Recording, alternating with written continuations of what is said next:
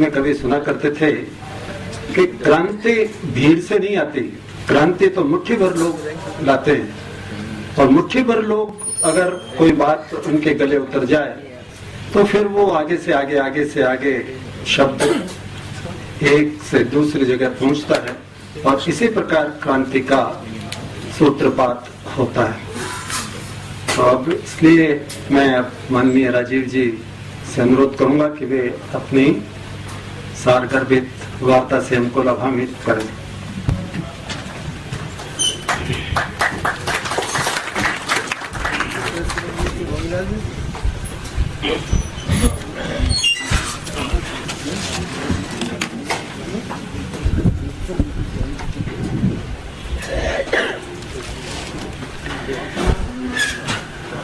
आज की इस विचार गोष्ठी में उपस्थित सभी जयपुर के सम्माननीय नागरिक बंधुओं, मंच पर बैठे हुए आदरणीय श्री धूत जी, रोटरी क्लब के पूर्व प्रांतपाल महोदय, मैं आपके सामने भारत देश की आज की एक बहुत गंभीर विषय पर वार्ता करने की तैयारी में हूँ। और वो गंभीर विषय क्यों है? क्योंकि हमारे देश में पिछले 10-12 वर्षों से, या भी कहें तो 15 वर्षों से, सरकार की ओर से बहुत बड़े पैमाने पर एक अभियान चलाया जा रहा है। वो है उदारीकरण, वैश्वीकरण, ग्लोबलाइजेशन, लिबरलाइजेशन। पिछले 10-12-15 वर्षों से जब से ये अभियान चल रहा है, इस अभियान को अगर मैं समझ पा रहा हूँ तो ये ना तो ग्लोबलाइजेशन है, ना तो लिबरलाइजेशन है, ये भारतीय समाज का अमेरिकनाइजेशन करने की कोशिश हो रही है। क्योंकि अगर ग्लोबलाइजेशन की हम बात करें और लिबरलाइजेशन की बात करें तो वो बात कुछ दूसरे तरह की होती है। जैसे हम कहते हैं कि दुनिया जो है ना सबके लिए खुली है। अगर दुनिया सबके लिए खुली है और बार बार एक मुहावरा इस्तेमाल होता है कि अब पूरा विश्व एक गांव हो गया है, कोई कहीं भी आ सकता है, कोई कहीं भी जा सकता है, तो इस दृष्टि से मैंने उदारीकरण, वैश्वीकरण को समझने की कोशिश की है कि क्या सच में विश्व एक गांव हो गया है। तो मेरे मन में जो प्रश्न आता है वो और जो हो रहा है वो दोनों को जब मैं देखने की कोशिश करता हूँ तो पता चलता है कि ऐसा तो कुछ भी नहीं हो रहा है।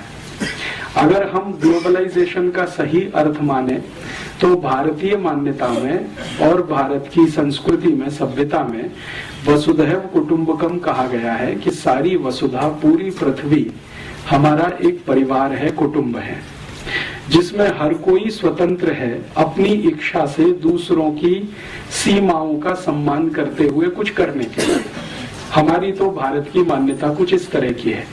लेकिन क्या दुनिया में वैश्वीकरण और उदारीकरण के नाम पर जो हो रहा है वो वैसा ही है?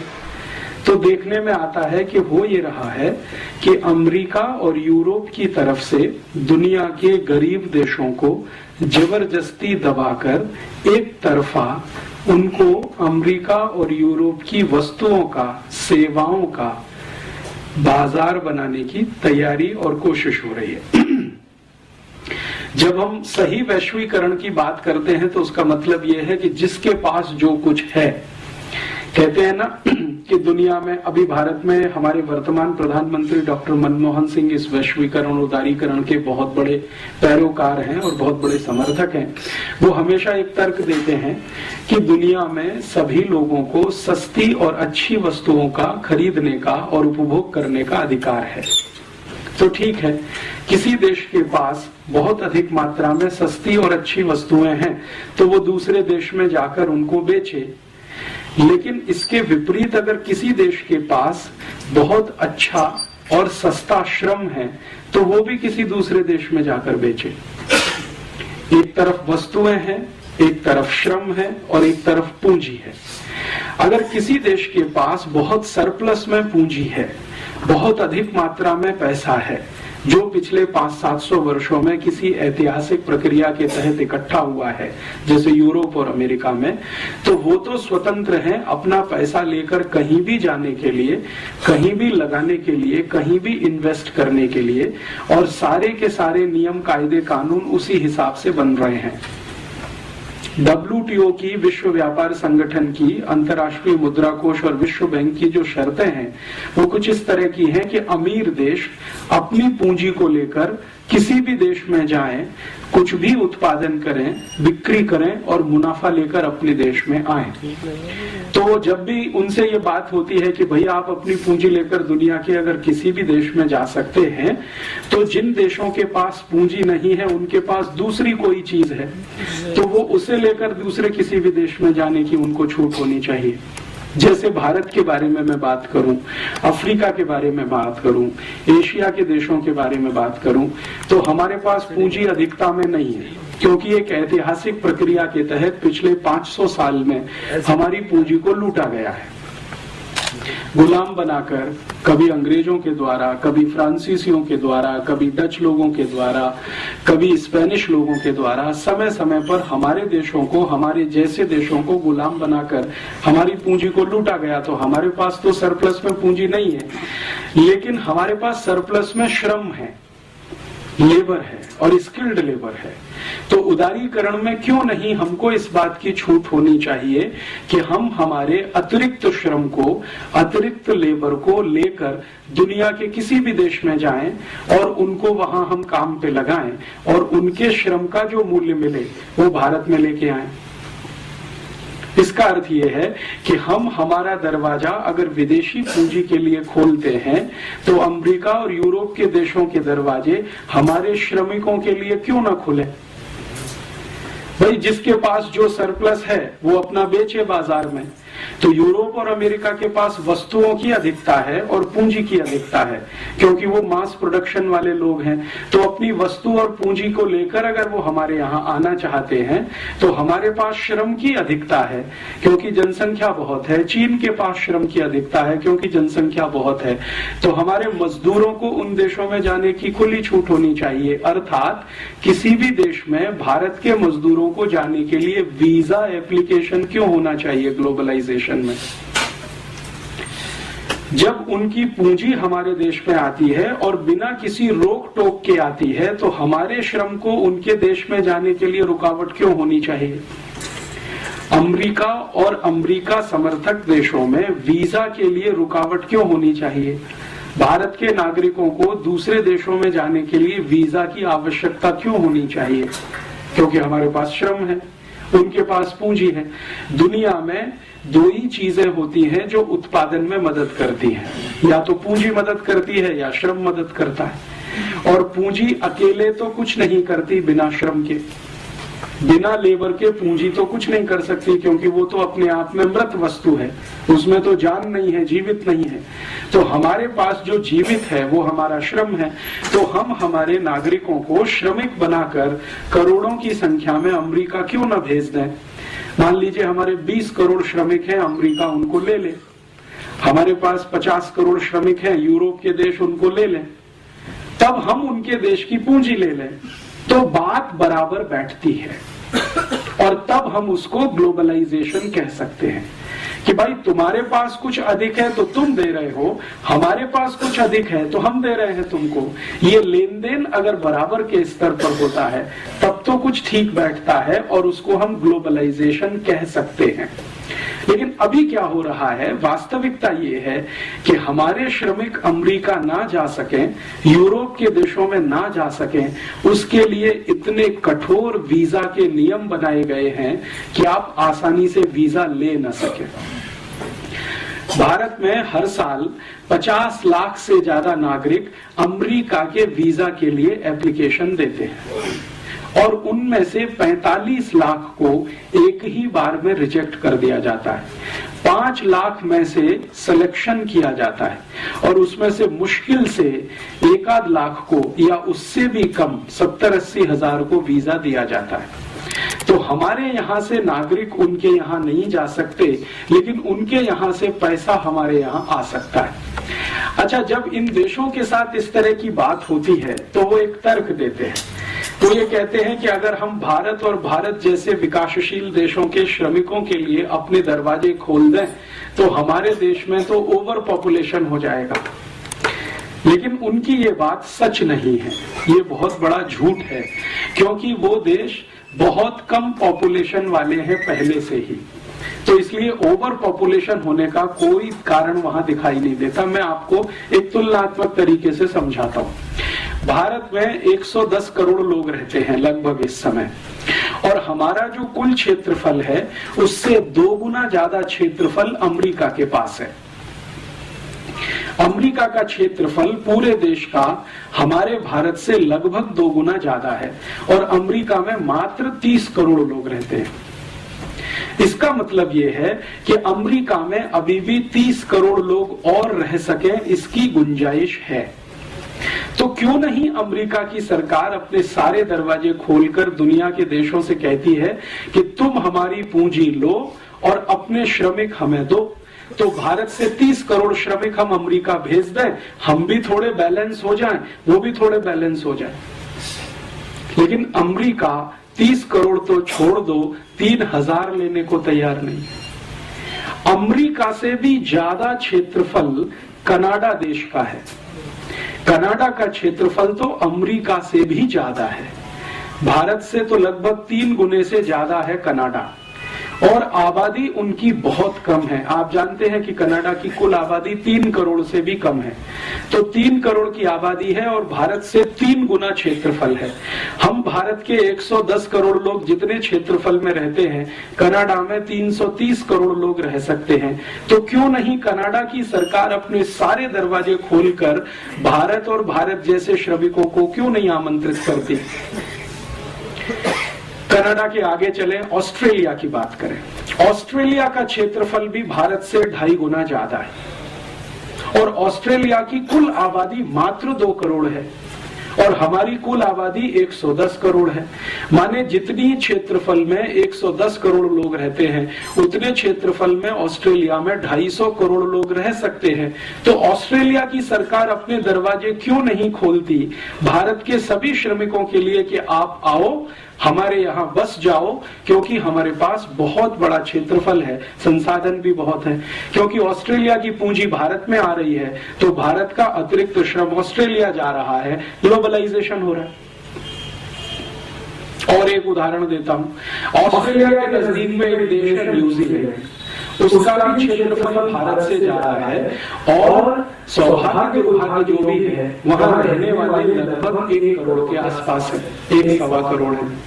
तो क्यों नहीं न्यूजीलैंड की सरकार ये कहती है कि आप आओ, आपके लिए सारे दरवाजे खुले हैं, हमारे पास पूंजी ज्यादा है, आपके पास श्रम ज्यादा है, आप अपने श्रमिकों को न्यूजीलैंड भेज दो, हम उनको खपा लेंगे, क्योंकि हमारे पास बहुत सारे रिसोर्सेज भी हैं और बहुत जमीन भी है। और ये जो न्यूजीलैंड है, ऑस्ट्रेलिया है, कनाडा है, ऐसे दुनिया में 145 देश हैं जिनकी जनसंख्या 1 करोड़ के आसपास है, और ये 145 देश 1-1 करोड़ के आसपास की जनसंख्या में रहते हैं।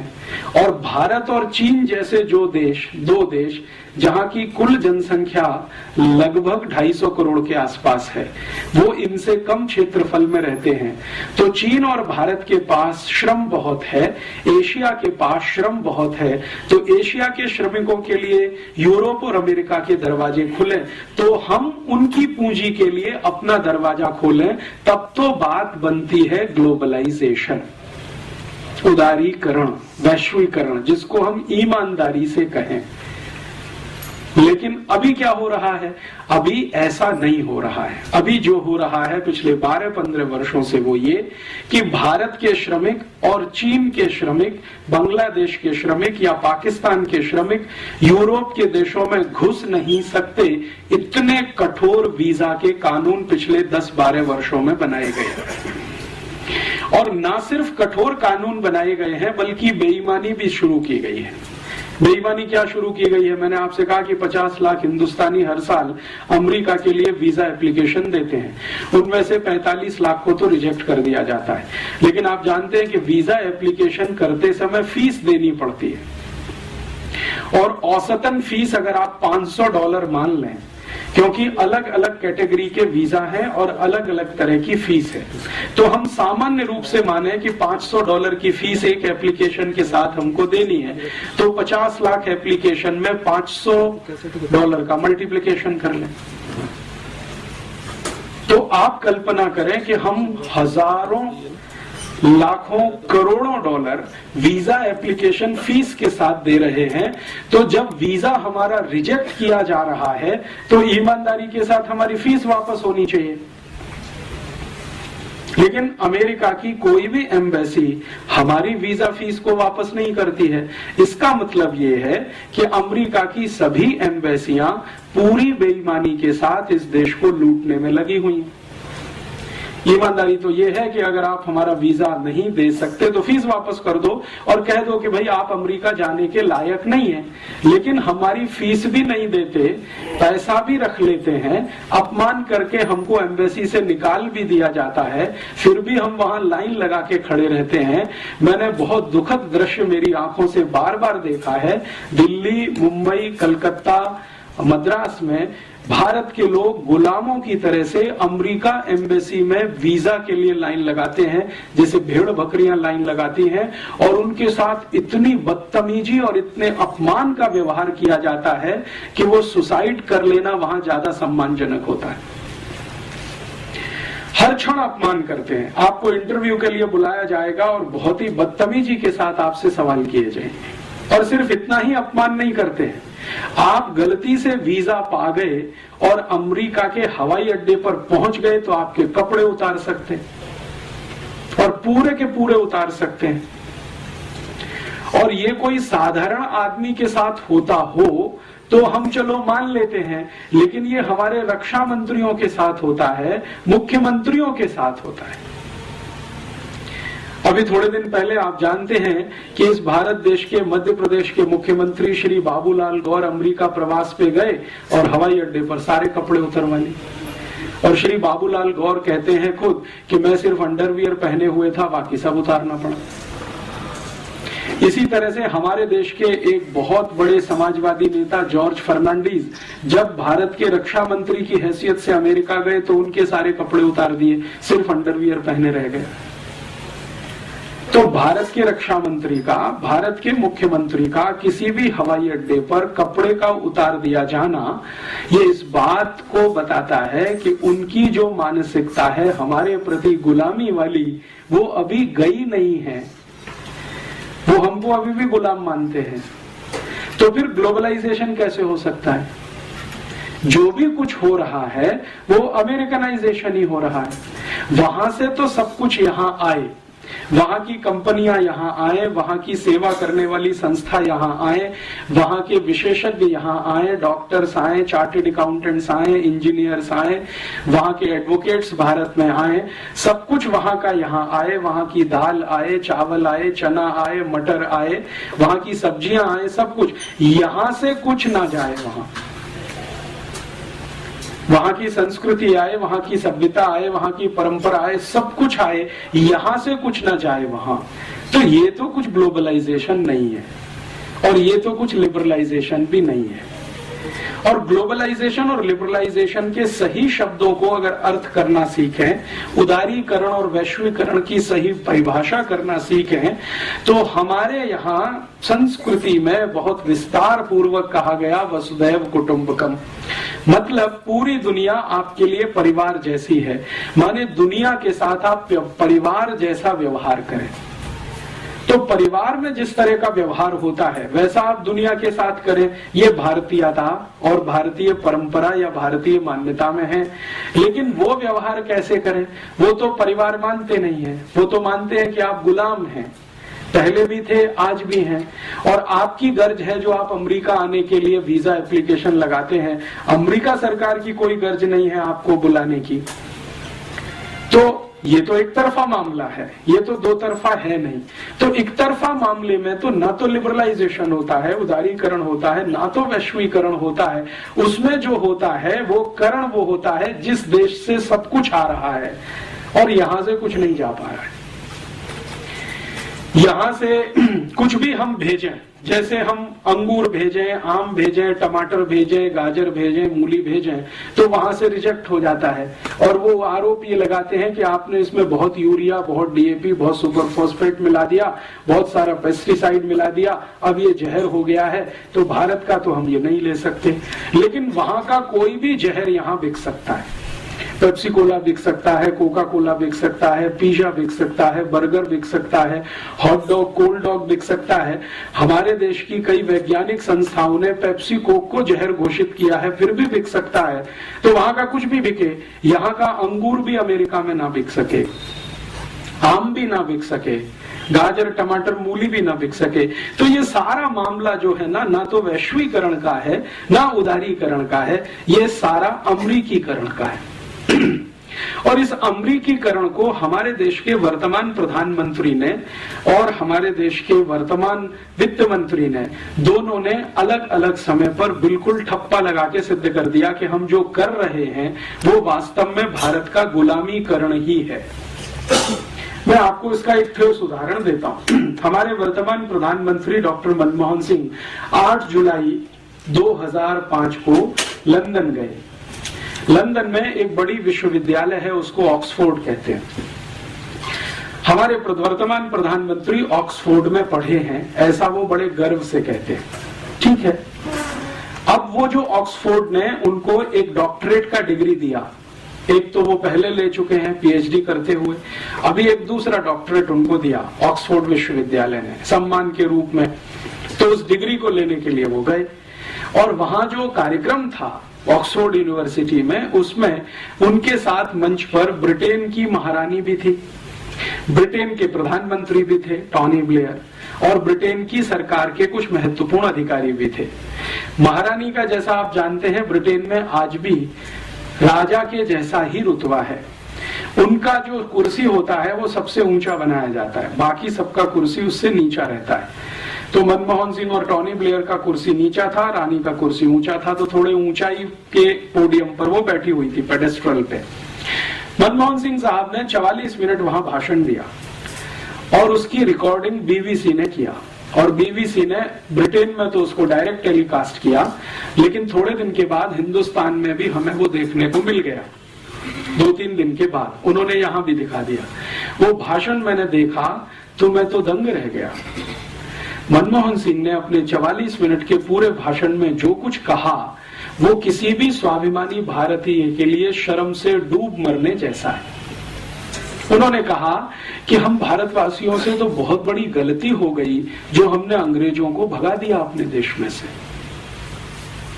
ये उनका ऑक्सफोर्ड यूनिवर्सिटी में भारत के प्रधानमंत्री के रूप में वक्तव्य है कि हमसे तो बहुत बड़ी गलती हो गई जो हमने अंग्रेजों को भगा दिया। तो क्यों हो गई ये गलती? तो वो कह रहे हैं कि अंग्रेजों की सभ्यता ने तो हमको बहुत कुछ सिखाया है, अंग्रेजों की संस्कृति से तो हमको बहुत कुछ सीखने को मिला है, अंग्रेजी शिक्षा से तो हमें बहुत कुछ लाभ हुआ है, अंग्रेजी विज्ञान और तकनीकी ने तो हमें बहुत ऊंचा उठाया है। हम तो भारतवासी अंग्रेजों के आने के पहले अंधकार युग में रहते थे, अंग्रेजों ने हमको प्रकाश में लाया। तो इसलिए अंग्रेजों की सभ्यता, उनकी संस्कृति, उनकी परंपरा, उनकी भाषा, उनका रहन सहन, और उसके भी आगे जाकर उन्होंने कहा कि अंग्रेजों की न्याय व्यवस्था न होती तो हमको तो मालूम नहीं था न्याय कैसा होता है। जो अंग्रेजों की अंग्रेजी नहीं होती तो हम तो दुनिया के ज्ञान से बिल्कुल वंचित थे, हमको तो ज्ञान भी नहीं होता। इतनी बातें 44 मिनट में वो बोल गए। उनका जो पहला ही वाक्य है, अगर हम उसको ठीक से समझने की कोशिश करें कि हमसे तो गलती हो गई जो हमने अंग्रेजों को भगा दिया, इसका सीधा सा मतलब ये है कि अंग्रेजों को भगाने वाले जितने भी भारतीय थे वो सब मनमोहन सिंह की नजर में गलत हैं। अर्थात महात्मा गांधी गलत हैं, भगत सिंह गलत हैं, ऊधम सिंह गलत हैं, चंद्रशेखर आजाद गलत हैं, तात्या टोपे गलत हैं, झांसी की रानी गलत है, कित्तूर चेन्नम्मा गलत है। भारत में 6,40,000 क्रांतिकारी थे जिन्होंने अंग्रेजों को भगाने के लिए अपना बलिदान किया। उन सबका अपमान मनमोहन सिंह ने एक वाक्य में कर दिया कि हमसे तो गलती हो गई जो हमने अंग्रेजों को भगा दिया। नहीं भगाते तो शायद और अच्छा होता भारत, जो आज का भारत है ये और अच्छा होता। और अच्छा होता माने मनमोहन सिंह की नजरों में भारत और 1947 से 2005 तक अंग्रेजों का ही गुलाम रहता, हमारी नजरों में गुलाम रहता, मनमोहन सिंह की नजरों में विकास करता हुआ एक देश होता। क्योंकि विकास करना तो हमने अंग्रेजों से ही सीखा, ये मनमोहन सिंह की पक्की मान्यता है। ये उसको वो ऐतिहासिक संदर्भ में तो नहीं, लेकिन अर्थशास्त्र के रूप में वो सिद्ध करते हैं अपने सभी व्याख्यानों में, लिखते भी हैं, बोलते भी हैं, करते भी हैं। अभी भारत में शायद मनमोहन सिंह से ज्यादा अंग्रेजियत वाला दूसरा कोई व्यक्ति मिलेगा जिसको आप टॉर्च लेके ढूंढो जो इतना पक्का अंग्रेज होगा। अंग्रेज भी सोचेंगे तो अपने पर शर्म करेंगे कि हमसे ज्यादा पक्का अंग्रेज तो ये है, जो भारत का प्रधानमंत्री रहते हुए ये सब करता है। अच्छा, 44 मिनट का भाषण बोल देने के बाद जब उनको डिग्री दी गई तो उसके एक कदम आगे जाकर उन्होंने क्या किया, मैंने आपको कहा ना कि विक्टोरिया जो उनकी रानी है वो बैठी हुई थी, उसका मंच थोड़ा ऊंचा था, तो मनमोहन सिंह उसके पास गए, लिटरली घुटनों के बल उसके सामने बैठे और वो कागज हाथ में लिए हुए, जैसे हम किसी भगवान के सामने घुटने में बैठकर वो जो प्रणाम करते हैं ना, मनमोहन सिंह ने ठीक उसी अदा में, स्टाइल में विक्टोरिया को प्रणाम किया, घुटनों पे बैठकर, आगे झुककर। इतनी गुलामी अभी तक भारत में है प्रधानमंत्री स्तर के नेता में। अगले दिन लंदन के बहुत सारे अखबारों में बहुत कुछ छपा और एक अखबार ने तो सीमा तोड़कर लिखा कि अभी हमें सोचना पड़ेगा कि भारत आजाद हो गया है हमारी गुलामी से। एक अखबार ने लिखा कि अगर मनमोहन सिंह एक व्यक्ति के रूप में इंग्लैंड आए, लंदन आए और उनको कोई डॉक्टरेट दी जाए और उसको वो स्वीकार करें और रानी के चरणों में बैठकर प्रणाम करें तो वो सामान्य है, सामान्य व्यक्ति के रूप में। लेकिन भारत के प्रधानमंत्री के रूप में अगर वो आए हैं और इस तरह का व्यवहार करते हैं तो हमें ये सोचना पड़ेगा कि भारत स्वतंत्र हो गया है। ये जो मानसिकता है, ये मनमोहन सिंह तो मैंने एक निमित्त रूप में नाम लिया है, आपको समझ में आ जाए जल्दी, क्योंकि ये तत्काल की घटना है। लेकिन ये घटना सिर्फ एक मनमोहन सिंह के साथ नहीं है, ये भारत के उन सभी नेताओं के साथ है जो पश्चिम को, विशेष रूप से यूरोप को अपना दिशा निर्देशक मानते हैं, निर्देशक मानते हैं और मानते हैं कि जो कुछ अच्छा होगा वो पश्चिम से ही होगा, यूरोप से ही होगा, अमेरिका से ही होगा। इस तरह की बात जो मनमोहन सिंह ने अभी की है, ये कोई असामान्य नहीं है भारत में, क्योंकि पिछले आजादी के लगभग 60 वर्षों में कई प्रधानमंत्रियों के मुंह से हमने इस तरह की बातें सुनी हैं। हमारे पहले प्रधानमंत्री पंडित जवाहरलाल नेहरू तो बार बार संसद में कह रहे हैं कि भारत को यूरोप जैसा बनाना है, उसके लिए जो करना पड़े हम करेंगे, बनाना है यूरोप के जैसा। और इसको उन्होंने 1953 में स्वीकार किया है। उनकी एक चिट्ठी है जो कनाडा के प्रधानमंत्री को उन्होंने लिखी है और उस पर उन्होंने स्पष्टता से कहा है कि मेरे और महात्मा गांधी के बहुत बड़े वैचारिक मतभेद हैं भारत के विकास को लेकर। गांधी जी चाहते रहे हैं कि भारत स्वदेशी और स्वावलंबन के रास्ते पर जाए, मैं चाहता हूं कि भारत यूरोप जैसा बने, इसमें हमारे उनके बहुत मतभेद हैं, वो कनाडा के प्रधानमंत्री को कह रहे हैं। और इतना ही नहीं, आगे पत्र में तो वो वहां तक कह गए हैं कि मुझे ऐसा लगता है कि महात्मा गांधी का दिमाग खराब हो गया। ये शब्द हैं जो पंडित नेहरू ने लिखे हैं गांधी जी के प्रति।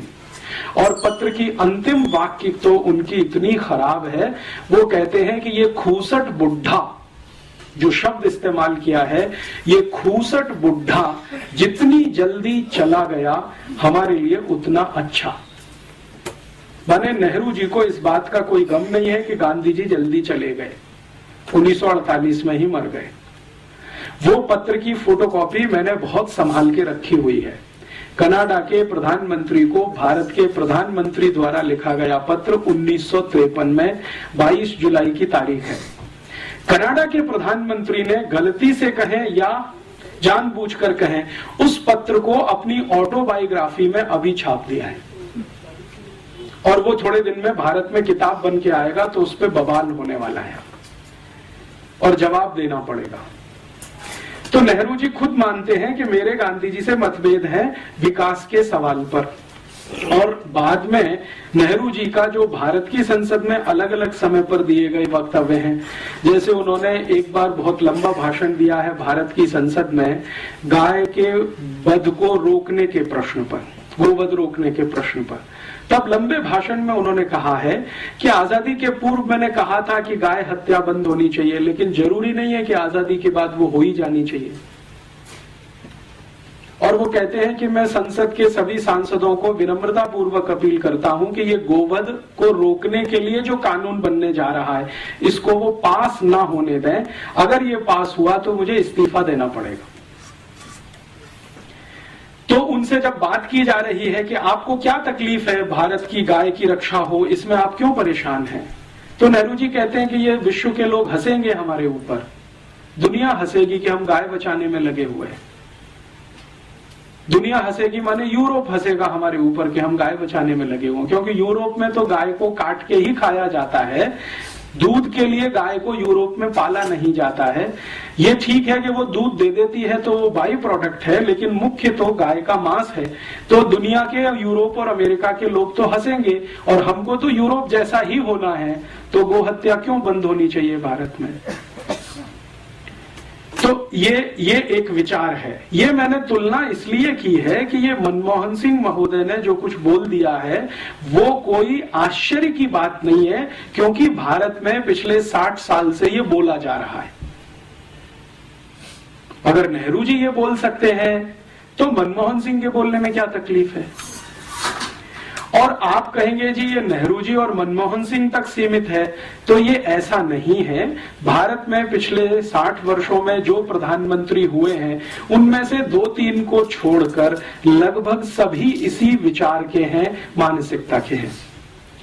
और प्रधानमंत्री से भी ज्यादा पिछले 60 वर्षों में भारत की योजना बनाने वाले जो बड़े अर्थशास्त्री हुए हैं या योजना आयोग के अध्यक्ष उपाध्यक्ष रहे हैं, वो तो इससे भी ज्यादा बड़ी मानसिकता वाले हैं। जैसे वर्तमान में योजना आयोग के अध्यक्ष तो हमेशा प्रधानमंत्री होते हैं, लेकिन मुख्य काम उपाध्यक्ष करता है। तो मोंटेक सिंह अहलूवालिया इस समय उपाध्यक्ष हैं। वो कहते हैं कि नेहरू जी जितनी तीव्रता से भारत को यूरोप बना सकते थे, उससे ज्यादा मैं चाहता हूं कि और ज्यादा तेजी से भारत यूरोप बने।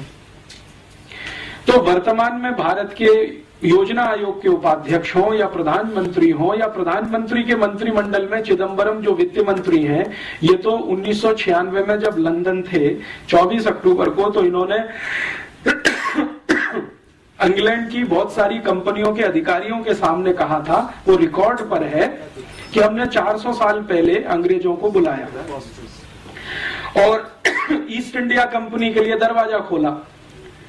तो अब फिर से हम दरवाजा खोलना चाहते हैं, आप आइए और भारत को लेके जाइए, हम प्लेट में रख के भेंट करते हैं आपको। तो इस तरह की जो मानसिकता है, इसमें व्यक्ति महत्व का नहीं है, विचार महत्व का है। वो मनमोहन सिंह ये कहते हैं, चिदम्बरम ये कहते हैं, मोंटेक सिंह अहलूवालिया ये कहें, या कभी पंडित जवाहरलाल नेहरू ये कहें, या कभी कोई XYZ और कहे, व्यक्ति का महत्व इसमें नहीं है। विचार क्या है वो समझने की है। और विचार बहुत ताकत के साथ भारत के सत्ता वर्ग में ये बैठा हुआ है कि यूरोप जैसा ही होना अंतिम लक्ष्य है हमारा, अमेरिका जैसा ही होना अंतिम लक्ष्य है हमारा। मेरे मन में पिछले 10, 12, 15 वर्षों से ये विषय बहुत तेजी से घूमता रहा है कि अगर हमारी सत्ता व्यवस्था और प्रतिष्ठान के मन में ये पक्का बैठ गया है कि भारत को यूरोप और अमेरिका जैसा ही होना है, तो समझ लें कि यूरोप और अमेरिका क्या है। क्योंकि आप जब किसी के जैसा होना चाहते हैं और बिना समझ के होएंगे तो शायद इसमें कष्ट ज्यादा आएगा, समझ के साथ होएंगे तो शायद बेहतर हो जाएगा। तो मैंने सोचना शुरू किया कि जिस यूरोप और अमेरिका जैसा होना नेहरू जी चाहते रहे हैं, आज के मनमोहन सिंह चाहते हैं, मोंटेक सिंह अहलूवालिया चाहते हैं, या ऐसे और भी बहुत सारे राजनेता होंगे जो भारत की संसद में अलग अलग समय पर बोलते रहे हैं, अनेक दूसरी पार्टियों में हैं। बीजेपी में ऐसे कई नेता हैं जो भारत को अंग्रेज और यूरोप जैसा ही देखना चाहते हैं अपने तरीके से। कांग्रेस में ऐसे बहुत हैं, और अब जनता दल में भी ऐसे बहुत हैं, समाजवादी पार्टी में भी बहुत हैं, और अब तो कम्युनिस्टों के बीच में भी एक ही लॉबी है, वो ये कहती है कि भारत को होना तो यूरोप और अमेरिका की ही तरह से है, लेकिन मार्क्सवाद के रास्ते पर, साम्यवाद के रास्ते पर। होना तो आपको वैसा ही है, लेकिन मार्क्सिज्म से होकर, साम्यवाद से होकर आप वहां तक जाइए। और दूसरी जो लॉबी है वो ये कहती है कि कैपिटलिज्म के रास्ते से वहां तक जाइए। तो या तो आपको पूंजीवाद से होते हुए यूरोप और अमेरिका तक जाना है, या मार्क्सवाद से होते हुए यूरोप और अमेरिका तक जाना है। लक्ष्य वही है, रास्ते अलग अलग हैं। तो ऐसी परिस्थिति में मेरे मन में एक विचार आया कि ये गांधी जी क्या कहते हैं यूरोप और अमेरिका के बारे में, जिसको नेहरू जी खूसट बुड्ढा कहते हैं। गांधी जी के मन में क्या है? तो गांधी जी की लिखी हुई सबसे पहली एक किताब मैंने पढ़ी, जो उन्होंने 1909 में लिखी थी, हिंद स्वराज। बहुत पतली सी पुस्तक है, और मेरी विनम्र प्रार्थना है आप सब पढ़ें तो बहुत अच्छा है। तो उनके बारे में बहुत सारी जो गलतफहमियां समाज में है वो दूर हो जाए शायद। उस पुस्तक में गांधी जी लिख रहे हैं कि ये यूरोप और अमेरिका की जो सभ्यता है, ये तो बिल्कुल शैतानी सभ्यता है। शैतान शब्द उन्होंने इस्तेमाल किया है। और गांधी जी के सामने बहुत बार उस पुस्तक को रखकर पंडित नेहरू ने और भारत के कई नेताओं ने आपत्ति उठाई है कि आपने इतना कड़ा शब्द क्यों लिखा है कि ये शैतानी सभ्यता है। तो गांधी जी कहते हैं कि मैंने ये बहुत समझ बूझ कर लिखा है, भावनात्मक आवेश में आकर नहीं लिखा है। मैंने इस यूरोप और अमेरिका की सभ्यता को समझने में अपने जीवन के उस दिन से, जिस दिन से मैं लंदन आया, गांधी जी जब लंदन गए हैं पढ़ाई करने के लिए और वापस आए हैं, तो वो कह रहे हैं कि इस पूरे समय को मैंने इस सभ्यता को समझने में ही लगाया है। और मेरी जो समझ बनी है इस सभ्यता के बारे में वो ऐसी ही है कि ये शैतानी सभ्यता है। भारत में कभी किसी पुराने काल में कोई राक्षसी सभ्यता होती होगी, ये उससे भी नीचे गिरी हुई है। इतने कड़े शब्दों में वो कह रहे हैं। इससे भी ज्यादा कड़े शब्दों में गांधी जी ने एक और टिप्पणी की है जो दर्ज है, जिसको उन्होंने आज तक वापस नहीं लिया अपने मरने के पहले तक। वो टिप्पणी ये है, वो ये कह रहे हैं कि ये जो पार्लियामेंट्री डेमोक्रेसी है, संसदीय लोकतंत्र, जो हमने इंग्लैंड से उधार ले लिया है या इंग्लैंड ने जबरदस्ती हमारे ऊपर थोप दिया है, ये तो किसी वैश्यावृत्ति से भी नीचे गिरा हुआ है। गांधी जी कहते हैं कि वैश्यावृत्ति करना संसदीय लोकतंत्र में जाने से बेहतर है। इतने कड़े शब्द हैं उनके। और भारत की संसद उस समय बन रही है जब गांधी जी आए हैं, 1914 में भारत आए हैं। तो संसद का ये निर्माण कार्य चल रहा है जो वर्तमान में आपको दिखाई देता है, और 1925 में ये संसद बनकर पूरी हुई है और इसमें से बैठकें होना शुरू हुई हैं। तो गांधी जी कहते हैं कि ये तो हमने एक बांझ को खड़ा कर दिया है जिसमें फर्टिलिटी नहीं है।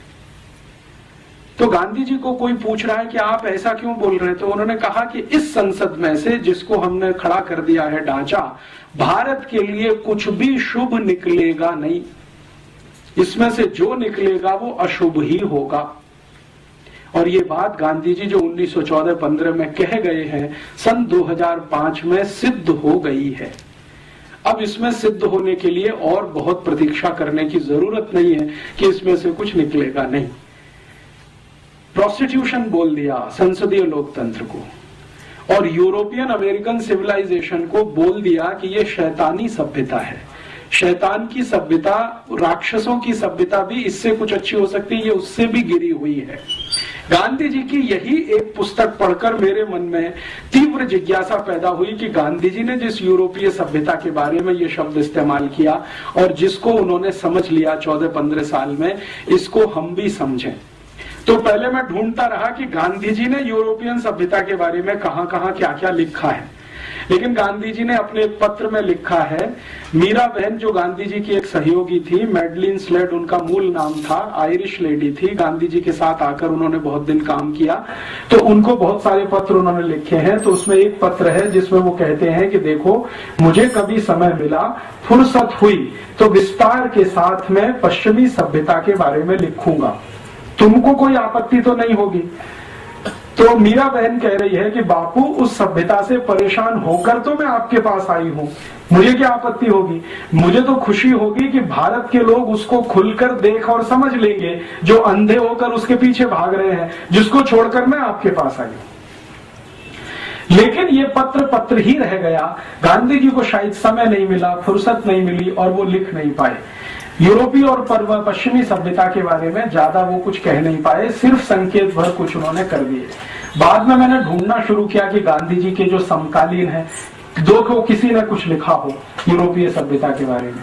तो गांधी जी के जो समकालीन है और कुछ अच्छे लेखक इस देश में माने जाते हैं, उनमें से 2-3 ने कोशिश किया, लेकिन वो भी भरपूर तरीके से नहीं लिखा, संकेत मात्र है। जैसे एक जैनेन्द्र कुमार जैन बड़े हिंदी के लेखक हुए, गांधी जी से बहुत प्रभावित थे, पश्चिमी सभ्यता के बारे में उन्होंने कुछ लिखा है। अभी थोड़े दिन पहले हिंदी के एक बड़े लेखक का स्वर्गवास हुआ, श्री निर्मल वर्मा। उन्होंने थोड़ी कोशिश की है और पश्चिमी सभ्यता को गांधी जी की दृष्टि से देखने की, लिखने की, लेकिन श्री निर्मल वर्मा ने पश्चिमी सभ्यता के बारे में 2-3 फुटकर लेख लिखे हैं, कोई बड़ा पुस्तक नहीं लिख पाए। ऐसे हमारे देश में कुछ और भी हिंदी के लेखक हुए, कुछ कन्नड़ के हैं, तमिल तेलुगु में हैं। तेलुगु के एक बड़े लेखक हैं शास्त्री, वासुदेव शास्त्री करके, जो नारायण ये पीवी नरसिम्हा राव मंत्रिमंडल में कुछ समय तक उनके सलाहकार में थे। वो भी कुछ लिख कर गए हैं, लेकिन वैसा नहीं जैसा गांधी जी चाहते। मैंने बहुत ढूंढा भारत में, ज्यादा कुछ नहीं मिला। तो मैंने फिर सोचा कि अब कहां से लें। तो मेरे मन में आया कि जिन्होंने ये पश्चिम की सभ्यता बनाई है, उन्हीं से क्यों ना लें, डायरेक्ट उन्हीं से लें। भारत का कोई लेखक कुछ लिखता है उसके बारे में, उससे अच्छा ये है कि पश्चिम के लेखकों ने अपनी सभ्यता के बारे में जो लिखा है उसी को इकट्ठा करें। आप जानते हैं कि ये पूरी की पूरी पश्चिमी सभ्यता या यूरोपियन सभ्यता या अमेरिकी सभ्यता, जो भी नाम ले, इसका सबसे बड़ा अथॉरिटी अगर कोई माना जाता है पूरी दुनिया में, वो है प्लेटो। प्लेटो के बारे में दुनिया के सभी दार्शनिक एक वाक्य कहते हैं और वो बहुत महत्व का है, बहुत महत्व का है।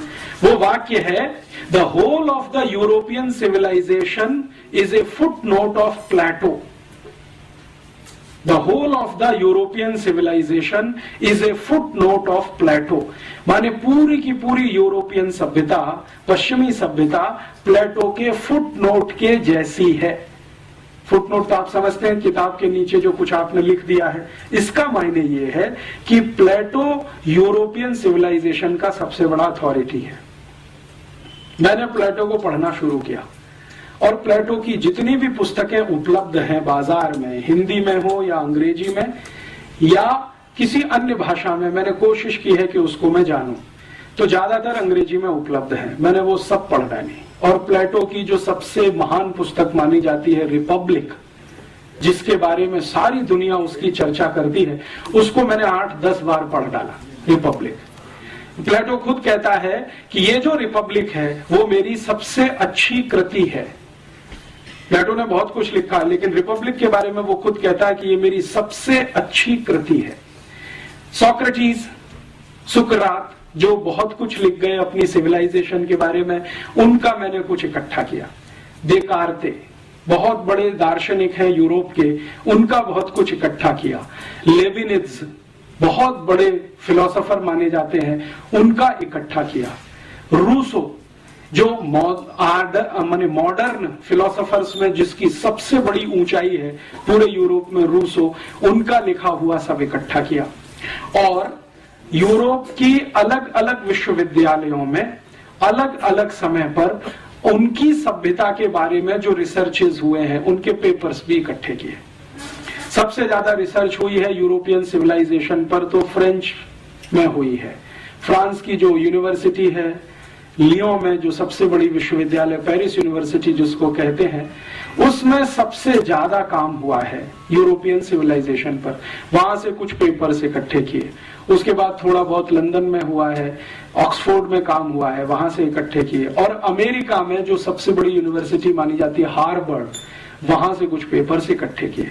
और इतने सारे पेपर्स इकट्ठा करके पिछले कई वर्षों से लगातार मैं पढ़ता रहा, समझता रहा, नोट्स लेता रहा और कुछ लिखता रहा।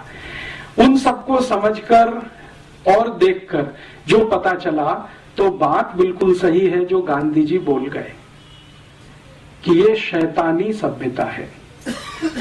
गांधी जी जो बोल गए हैं शायद वो कुछ कम बोल गए हैं, इतना सब पढ़ने के बाद मुझे लगता है कि ये उससे भी ज्यादा आगे गिरी हुई सभ्यता है। इस सभ्यता के कुछ बिंदु मैं आपके सामने अभी लाना चाहता हूं। जिस यूरोपियन और अमेरिकन सिविलाइजेशन की तरफ हम अंधे होकर दौड़ रहे हैं, हमसे मतलब हमारी राज व्यवस्था, हमारी जो पॉलिटिकल इकोनॉमी है वो अंधा होकर जो दौड़ रही है, और हमारे देश के जो राज्य चलाने वाले लोग हैं उसको मैं समझना चाहता हूं कि इसमें बुराई क्या है और कुछ अच्छाई है तो वो भी दिखाई दे। तो उस दृष्टि से मैंने थोड़ा तटस्थ होकर उनके यहाँ से कुछ इकट्ठा किया है। मेरे अपने 15 साल का जो अभ्यास क्रम है इस विषय का, वो ये बताता है कि किसी भी सभ्यता को अगर देखना हो, ठीक से समझना हो, तो उसकी प्राइवेट लाइफ आपको पता होना बहुत आवश्यक है। क्योंकि जो सिविलाइजेशन होती है वो प्राइवेट लाइफ से शुरू होती है। निजी जीवन जो होता है आपका, वो आपकी सिविलाइजेशन को पूरी तरह से बताता है। जो सार्वजनिक जीवन है वो सिविलाइजेशन को कई बार नहीं बताता। क्यों? क्योंकि सार्वजनिक जीवन में आप कई बार पाखंड कर रहे होते हैं, ढोंग कर रहे होते हैं, आप जो नहीं होते हैं उसको दिखाने की कोशिश कर रहे होते हैं। तो सार्वजनिक जीवन तो बहुत विवादास्पद हो जाता है। निजी जीवन में विवाद नहीं होता, क्योंकि वहां जो है वो है। घर के अंदर आप जैसे हैं वो आपका प्राइवेट लाइफ बता देता है कि आपकी सिविलाइजेशन कैसी है। तो यूरोपियन परिवार की या यूरोपियन समाज की, और यूरोपियन समाज में मैं जब भी कहूंगा तो अमेरिका शामिल है, तो यूरोपियन समाज की निजी जिंदगी को जानने की पिछले कुछ साल में कोशिश करता रहा। उसमें से जो तथ्य निकल कर आए हैं वो बहुत ऐसे हैं जो झकझोर देते हैं, कई बार स्वीकार नहीं होते हैं, कई बार डाइजेस्ट नहीं होते हैं। मुझको ये सारे तथ्य डाइजेस्ट होने में बहुत साल लग गए, और मैं, मेरे गुरु जिनका नाम है श्री धर्मपाल, जिन्होंने मुझे इस काम में बहुत बड़ी मदद की, उनके साथ इस विषय पर घंटों घंटों बहस करता रहा हूं पिछले 1997 से आज तक। तो वो ये कहते हैं कि तुमको क्या तकलीफ होती है ये सत्य को स्वीकार करने में जैसा वो है। मैंने कहा मुझे जो बताया गया है यूरोप के बारे में और अमेरिका के बारे में वो इन तथ्यों से बिल्कुल उल्टा है। तो उन्होंने कहा कि सोच लो, जो तुम्हें बताया गया है वो गलत है और जो अभी तुम देख रहे हो वो ही सच है। तो मैं उनसे हमेशा ये पूछता रहा कि जिन लोगों ने मुझे ये बताया कि यूरोप ऐसा है, अमेरिका ऐसा है, उन लोगों ने शायद इनको जानबूझकर छुपा के रखा हमसे। तो उनका इसलिए कि उनको तुम्हें गुलाम बना के रखना था। तो अंग्रेजों ने अपने बारे में योग बताया, वो थोड़ा अच्छा ही होगा, खराब क्यों बताएंगे? खराब तो तुमको खोजना पड़ेगा अगर उनका पूरा सत्य देखना है तो वो जो कुछ दिखाई देता है वो गांधी जी के कहे से बिल्कुल मेल खाता है। अभी मैं यूरोपियन सभ्यता के बारे में आगे बढ़ूं उससे पहले एक सत्य उनका आपके सामने उद्घाटित करूं। वो आप सब जानते हैं, लेकिन ध्यान में लाने के लिए, यूरोप जो है वो एक खास तरह के वातावरण में रहने वाला इलाका है। खास तरह का वातावरण माने जहां ठंड बहुत होती है, तापमान बहुत बार -20 डिग्री सेंटीग्रेड से भी नीचे चला जाता है, कई बार -40 डिग्री सेंटीग्रेड हो जाता है। दुनिया में माना जाता है कि 0 डिग्री तापमान जो है ना सबसे न्यूनतम है, लेकिन वो -20 उससे भी नीचे है, -40 और ज्यादा नीचे है। तो कई बार -20 -40 डिग्री सेंटीग्रेड टेम्परेचर हो जाए और वो 2-2 3-3 महीने तक लगातार रहे, तो आप कल्पना करिए कि कैसा इलाका होगा। भयंकर ठंड वाला, बर्फ वाला इलाका है। यूरोप में 23 देश तो ऐसे हैं जहां साल में 9 महीने सूर्य का प्रकाश जमीन पर नहीं आता। 23 देशों में तो सूर्य का प्रकाश 9 महीने तक जमीन पे नहीं आता। परिणाम क्या होगा? जिन देशों में 9 महीने तक सूर्य का प्रकाश जमीन पर नहीं आएगा, वहां की जमीन में घास का तिनका कैसे उगेगा? क्योंकि पूरा का पूरा जो साइंस है, बोटेनिकल और प्लांट वैरायटीज का जो साइंस है, वो तो ये कहता है कि बिना सूर्य के प्रकाश के जमीन से अंकुरण नहीं होता, बीज आप कितना भी डालो, लेकिन उसमें अंकुरण होने के लिए जो गर्मी चाहिए वो गर्मी सूर्य ही देता है। तो बीज तो आपने डाल दिया, लेकिन अंकुरण की ताकत तो सूर्य के प्रकाश में है। 9 महीने तक सूर्य का प्रकाश जिस क्षेत्र में नहीं आएगा, वहां 9 महीने तक तो जमीन में से कुछ नहीं उगेगा। तो यूरोप के 23 देशों में साल में 9 महीने जमीन में से कुछ उत्पादन नहीं होता, और 6 महीने तक तो बर्फ ही बर्फ रहती है। और बर्फ भी इतनी होती है कि उसको काट कर हटाना उनके जिंदगी का सबसे बड़ा काम है। आज आप कनाडा चले जाइए, इस समय ऑस्ट्रेलिया चले जाइए, न्यूजीलैंड चले जाइए, फ्रांस में चले जाइए, तो वहां की सरकारों की बहुत सारी संस्थाएं और प्रशासन बर्फ हटाने के काम में ही रात दिन लगा रहता है, ताकि सड़क को चलने लायक बनाया जा सके। और यूरोप में ज्यादातर घर जो होते हैं वहां दरवाजे 2 तरह के हैं, एक तो आपका फ्रंट डोर है और एक छत के ऊपर से है। कई बार बर्फ इतनी होती है कि सामने का दरवाजा बंद होता है सड़क वाला, तो छत के ऊपर के दरवाजे से जाना पड़ता है। ऐसा इलाका है। तो उससे मैं एक ही बात आपके ध्यान में लाना चाहता हूं, बहुत ठंडी वाला इलाका है, बहुत सर्दी वाला इलाका है, ठंड सबसे ज्यादा होती है। गर्मी क्या होती है ये यूरोप के लोगों को अंदाजा नहीं है। कभी तापमान गर्मियों में 30 डिग्री के ऊपर चला जाए तो हाय तौबा हो जाती है। तो ऐसा एक क्षेत्र है, विशेष क्षेत्र है। ये अच्छा है खराब है मैं नहीं कह रहा हूं, मैं सिर्फ एक बात कह रहा हूं कि वो एक विशेष क्षेत्र है जो बहुत ठंडी में रहता है। तो एक कल्पना मेरे मन में आती है जो सच दिखाई देती है। लगातार लोग अगर ऐसे इलाके में रहते हैं तो शायद वो भी बर्फ जैसे ही ठंडे होते हों। सालों साल सालों साल सालों साल अगर आपको रहना पड़े, पीढ़ी दर पीढ़ी, पीढ़ी दर पीढ़ी, पीढ़ी दर पीढ़ी, कोई 10-20 साल का कहानी नहीं है, 2000, 2500, 3000 साल का कहानी। हर पीढ़ी को ऐसे ही वातावरण में अगर रहना पड़े तो शायद लोग भी वैसे होते हों। बर्फ जैसे ठंडा होने का मतलब है मानसिकता के स्तर पर, माने भावनात्मक कम होना, रागात्मक कम होना, सहृदयात्मक कम होना, क्योंकि ये तो सब गर्म देशों की निशानियां हैं। और बहुत बार मैं मेरे मन में एक प्रश्न उठाता रहता हूं कि ये यूरोप का पूरा इलाका एक भी किसी सभ्यता को जन्म नहीं दे पाया अपने के बाद, और एक भी धर्म को नहीं दे पाया अपने के बाद। उनका अपना धर्म जिसको आज वो मानते हैं वो भी एशिया से गया है, जिसको क्रिश्चियनिटी कहा जाता है, वो यूरोप में नहीं है। आप जानते हैं इजराइल है, इजराइल एशिया में है, और इजराइल उतना ही गर्म स्थान है जितने हम लोग हैं। हमारे यहाँ जिस तरह का वातावरण है लगभग उसी तरह का वहां है। अरब देशों में जिस तरह का वातावरण है लगभग इजराइल में वैसा ही है। तो सामान्य रूप से एशिया को गर्म माना जाता है। तो ये गर्म स्थान में से ही ईसाईयत निकली है, इसी गर्म स्थान में से इस्लाम निकला है, और इसी गर्म स्थान में से हिंदुइज्म निकला है या भारतीयता निकली है। क्या कारण है ठंडे इलाकों से कोई धर्म नहीं निकलता? शायद उनके ठंडेपन के कारण, क्योंकि ठंडे इलाकों के लोगों की जो प्राथमिकताएं हैं वो गर्म इलाके के लोगों से बिल्कुल अलग होंगी। आप जरा सोचें, अगर मान लीजिए लगातार पीढ़ी दर पीढ़ी आपको बहुत बर्फ के क्षेत्र में रहना है तो आपकी प्राथमिकताएं तो बिल्कुल अलग होने वाली हैं उन लोगों से जो पीढ़ी दर पीढ़ी गर्म इलाकों में रहते हैं। तुलनात्मक रूप से प्राथमिकताएं तो अलग होने ही वाली है। तो प्राथमिकताओं के अलग होने से शायद और दूसरी चीजें भी आती होंगी। अगर हमारी प्राथमिकता है तो उसमें से हम अपनी तरह की दुनिया बनाएंगे। सारी दुनिया प्राथमिकता के हिसाब से बनती है। हमारे घर की कुछ प्राथमिकताएं हैं, उसके हिसाब से हम हमारा घर बनाते हैं। दूसरे के घर की प्राथमिकताएं कुछ अलग हैं, उसके हिसाब से वो अपना घर बनाता है। दो घरों की प्राथमिकताएं कभी एक जैसी नहीं होती, तो दो घरों की वास्तु और रचना भी एक जैसी नहीं होती। दो घरों की रसोइयां भी एक जैसी नहीं होती। किसी घर की रसोई में कुछ खास तरह की चीज है, दूसरे में कुछ खास तरह की चीज है। वो सब प्राथमिकताओं का किस्सा है। तो यूरोप के लोगों की प्राथमिकताएं शायद सबसे ज्यादा ये होती होंगी, इस बर्फ से बचना, इस ठंड से बचना, किसी तरह अपने को जिंदा बनाकर रखना। किसी भी तरह अपने को जिंदा बनाकर रखना, ये उनकी सबसे बड़ी प्राथमिकता होती होगी। इसलिए उनको हर समय, हर क्षण, हर स्थान पर एयर कंडीशनिंग की जरूरत पड़ती है।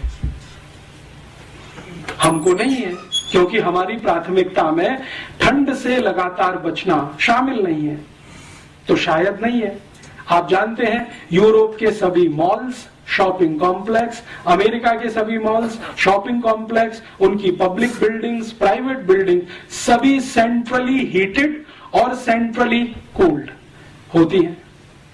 अब इसको लेकर अगर हम कोई अपनी ओपिनियन बनाते हैं, साहब देखो ये कितने ऊंचे लोग हैं, कितने हमसे आगे लोग हैं, जो सब कुछ इन्होंने सेंट्रली कूल्ड और सेंट्रली हीटेड बना रखा है, तो ये हमारी मूर्खता है, उनकी नहीं है, क्योंकि वो उनकी प्राथमिकता का हिस्सा है। उनको जिंदा रखना है अपने आप को, तो गाड़ियों को भी ऐसा ही बनाना पड़ेगा, सेंट्रली कूल्ड और सेंट्रली हीटेड। कई बार हम यूरोप के अखबारों में पढ़ते हैं, अमेरिका के अखबारों में पढ़ते हैं, और इस तरह की बहुत खबरें आती हैं कि इतनी बर्फ गिरती है, गाड़ी चल नहीं सकती है, तो गाड़ी को अंदर से स्टार्ट करके हीट करके बैठना पड़ता है घंटों घंटों तक इंतजार करने के लिए कि मौसम साफ हो तो हम 1 किलोमीटर आगे बढ़ें। अब हम इसको एक विशेषता के रूप में जब प्रचारित करना शुरू करें, अरे साहब यूरोप की तो सभी कारें सेंट्रली हीटेड होती हैं, तो वो हमारी मूर्खता है, उनकी वो विवशता है, उनके लिए वो आवश्यकता है, उनके लिए वो प्राथमिकता है, उनकी वो प्रायोरिटी है। अब अगर वही प्रायोरिटी को हम नकल करना शुरू करें, जिस इलाके में साल में 9 महीने क्या 12 महीने भयंकर सूर्य के दर्शन होते हों, गर्मी पड़ती हो, धूप मिलती हो, अगर हम भी वैसी नकल करने की कोशिश करेंगे तो वो हमारे ऊपर हंसेंगे ही, इससे ज्यादा कुछ नहीं करेंगे कि क्या मूर्ख लोग हैं। ये अपने हिंदुस्तान में भी वैसे ही कर लेना चाहते हैं जैसे हम हैं। हम तो मजबूरी में हैं क्योंकि हमारी व्यवस्था ऐसी है, ये तो शौक के साथ उस रास्ते पे जा रहे हैं। मैं कहना यह चाहता हूं कि शायद हिंदुस्तान की सभी गाड़ियों को सेंट्रली हीटेड और सेंट्रली कूल्ड करने की जरूरत नहीं है, क्योंकि मौसम ही हमारे यहाँ इस तरह का है। लेकिन अगर हम इसी तरह की गाड़ियां बनाते जाएं और अपने को अभ्यस्त करने की कोशिश करें, तो ये तो कुछ ऐसी ही कहानी है, बिना जाने समझे दूसरों की नकल करना, और उसको हम अपनी हीनता के साथ जोड़ें और उनकी ऊंचाई के साथ जोड़ना शुरू करें। देखो यूरोप अमेरिका वाले बहुत ऊंचे हैं, जो सेंट्रल एयर कंडीशन सिस्टम सब जगह बनाते हैं और सेंट्रली कार बनाते हैं एयर कंडीशन और हीट, और हम नहीं कर पाते हैं, तो हम पीछे हैं, वो हमसे आगे हैं। इस तरह का जब तुलना करना शुरू करते हैं तो ये सिवाय हास्यास्पद होने के और कुछ नहीं है। एक बार उनका क्षेत्र क्या है ये हमारे समझ में आए तो हर चीज उनको समझ में। अब देखिए, जब आप बहुत ठंड वाले इलाके में रहेंगे तो आपको अपने को गर्म रखने के लिए कुछ ना कुछ एक्स्ट्रा क्यूरिकुलर करना पड़ेगा, एक्स्ट्रा एक्टिविटीज करनी पड़ेंगी ताकि आप गर्म बने रहें। नहीं तो ठंडे पड़ गए तो आप गर्म बने रहें, इसके लिए कुछ ऐसा करते रहिए। तो आप जरा ध्यान दें, यूरोप के देशों में लोगों के अपने वैयक्तिक जीवन के जो कुछ है हिस्से, वो किस तरह के हैं। उदाहरण के लिए उनका डांस ले लें। उनके डांस में हम हमेशा देखते हैं यूरोप और अमेरिका में कि सबसे ज्यादा तेज पद संचालन होता है। अगर आप पूर्वी यूरोप में जाएं, जिसको सोवियत संघ पहले कहा जाता था, और सोवियत संघ का जो पड़ोस है, पोलैंड है, चेकोस्लोवाकिया, बल्गारिया, रोमानिया, हंगरी आदि आदि, वहां का कोई भी डांस देखें जो यूरोप का हिस्सा, तो सबसे फास्ट, सबसे तेज पद संचालन उन्हीं के नृत्य में है। क्यों? यूरोप का डांस आपने देखा, बहुत सारे ट्रुप्स आते हैं, यूरोपियन ट्रुप्स, जिनके डांस मैंने दिल्ली में देखे हैं, मुंबई में देखे हैं। वो इतना तेज क्यों करते हैं? शायद वो उनकी जरूरत होगी, क्योंकि इतना तेज करने से शायद शरीर में ऊर्जा ज्यादा पैदा होती होगी, तो शायद उस ठंड से लड़ने में मदद करती होगी। हम भारत की बात करें, भारत की कल्पना करें, यहां जो वातावरण है और व्यवस्था है ये गर्म है, और थोड़ी ज्यादा ही गर्म है। गर्मियों में तो अति गर्म है, 50 डिग्री सेंटीग्रेड है। तो 50 डिग्री सेंटीग्रेड वाले क्षेत्र में रहने वाले लोग अगर डांस बनाएंगे तो वैसा तो नहीं हो सकता जैसा उनका है, क्योंकि हमारे पास तो पहले से ही गर्मी बहुत है। तो हमारे डांस जितने होंगे उसके जो पद संचालन होंगे वो बहुत सॉफ्ट होंगे, कम होंगे, धीमे होंगे, रिदम भी उतना ही धीमा होगा, पद भी उतने ही धीमे रखे जाएंगे, संचालन भी उतना ही धीमे होगा। अब इसको लेकर हम जब ये कंपैरिजन करें कि भाई उनका डांस तो बहुत अच्छा है, पॉप है, रॉक है, और उनका जो म्यूजिक है वो इतना फास्ट है, क्योंकि म्यूजिक फास्ट होना ही पड़ेगा जब डांस फास्ट है। आप ऐसा तो नहीं कर सकते कि डांस उनका फास्ट है और म्यूजिक स्लो हो जाए, ये तो होने वाला नहीं है। होएगा तो बैठेगा नहीं, कहीं सामंजस्य नहीं बैठेगा। तो उनको अपना सामंजस्य बिठाना है, डांस फास्ट करना है तो म्यूजिक फास्ट रखना पड़ेगा, तो म्यूजिक भी वैसा ही है। तो हम बार बार ये कहते हैं यार ये तो यूरोपियन म्यूजिक बहुत फास्ट है, समझ में नहीं आता, तो सुनते क्यों है, जरूरत क्या है उसकी। उस ठंडे क्षेत्र के लोगों की जो निजी जिंदगी है वो कैसी है, प्राइवेट लाइफ कैसी है। अभी मैं आपसे जो बात करूंगा वो पिछले लगभग 2000 साल की बात करूंगा, एक साथ बात करूंगा, क्योंकि सन के हिसाब से करूंगा बहुत लंबा हो जाएगा। आज से लगाकर पिछले 2000 साल तक, माने आज सन 2005 है तो लगभग पहली शताब्दी तक कैसा है यूरोप का निजी जीवन, आज भी चल रहा है लगभग उतना ही जो मैं कहूंगा आपसे। और ये जो कहूंगा वो प्लेटो के हिसाब से, सोक्रेटिस के हिसाब से, देकार्ते के हिसाब से, लेविनिज के हिसाब से, उनके जो प्राइवेट लाइफ के रिसर्चर्स हैं उनके हिसाब से कहूंगा, मेरे हिसाब से नहीं कहूंगा। ये जो प्राइवेट लाइफ है, निजी जीवन है, इसमें मैं शुरू करता हूं परिवार से कि वहां परिवार कैसा है, और फिर हमारे यहाँ कैसा, उसमें मैं आऊंगा तुलना के लिए। परिवार कैसा है तो उसमें आपको सुनकर आश्चर्य होगा कि पिछले 2000 साल से यूरोप में परिवार नहीं है। परिवार के नाम पर किसी तरह का एक कॉन्ग्लोमेरेशन है। हम जो परिभाषा करते हैं ना परिवार की, वैसा वहां कुछ भी नहीं है। 70% से ज्यादा लोग आज भी यूरोप में बिना परिवार के रहते हैं। बिना परिवार के रहते हैं माने या तो पत्नी, या तो पति, या तो स्त्री, या तो पुरुष, अलग अलग, तो परिवार तो बनता नहीं है। एकल पिता, एकल माता, सिंगल पेरेंट्स एक शब्द चलता है यूरोप में, सिंगल मदर और सिंगल फादर, ये बहुत बड़े पैमाने पर है। 70% लोग इसी में हैं लगभग। अमेरिका में भी लगभग वैसा ही है। अब ये जो कुछ है 70% बिना परिवार के, तो वहां तो कुछ ऐसा है नहीं। परिवार का जो इंस्टीट्यूशन है, जिसकी मिनिमम क्वालिफिकेशन हम कुछ मानते हैं कि एक पति होनी चाहिए, एक पत्नी होना, पति होना चाहिए, एक पत्नी होना चाहिए, बच्चे होने चाहिए, माता पिता होने चाहिए, माने पति पत्नी के माता पिता होने चाहिए, आदि आदि, जैसी हमारी कल्पना है वैसा वहां कुछ नहीं है। वहां तो सिंगल पेरेंट्स हैं, आइदर स्त्री और पुरुष। अब जो हैं ऐसे इलाके में बच्चों की क्या स्थिति है, बच्चे कैसे हैं, तो बहुत आश्चर्य की बात है ये जानना और समझना कि पूरी की पूरी यूरोपियन सोसाइटी या यूरोपियन सभ्यता पैट्रियार्कियल है, पितृसत्तात्मक है। मातृ सत्तात्मक वहां कुछ भी नहीं है। जो कुछ भी है वो पिता के आसपास है, पिता के केंद्र में है। माता का कोई केंद्र पूरे यूरोप और अमेरिकी सभ्यता में नहीं है। प्लीज आप अगर चाहें तो इस हॉल से बाहर जाएं, प्लीज। मैं आप दोनों से कह रहा हूं, आपसे मैं दोनों से कह रहा हूं, आप चाहें तो इस हॉल के बाहर चले जाएं, क्योंकि मुझे बोलने में बहुत तकलीफ हो रही है और दूसरों को सुनने में तकलीफ हो रही है।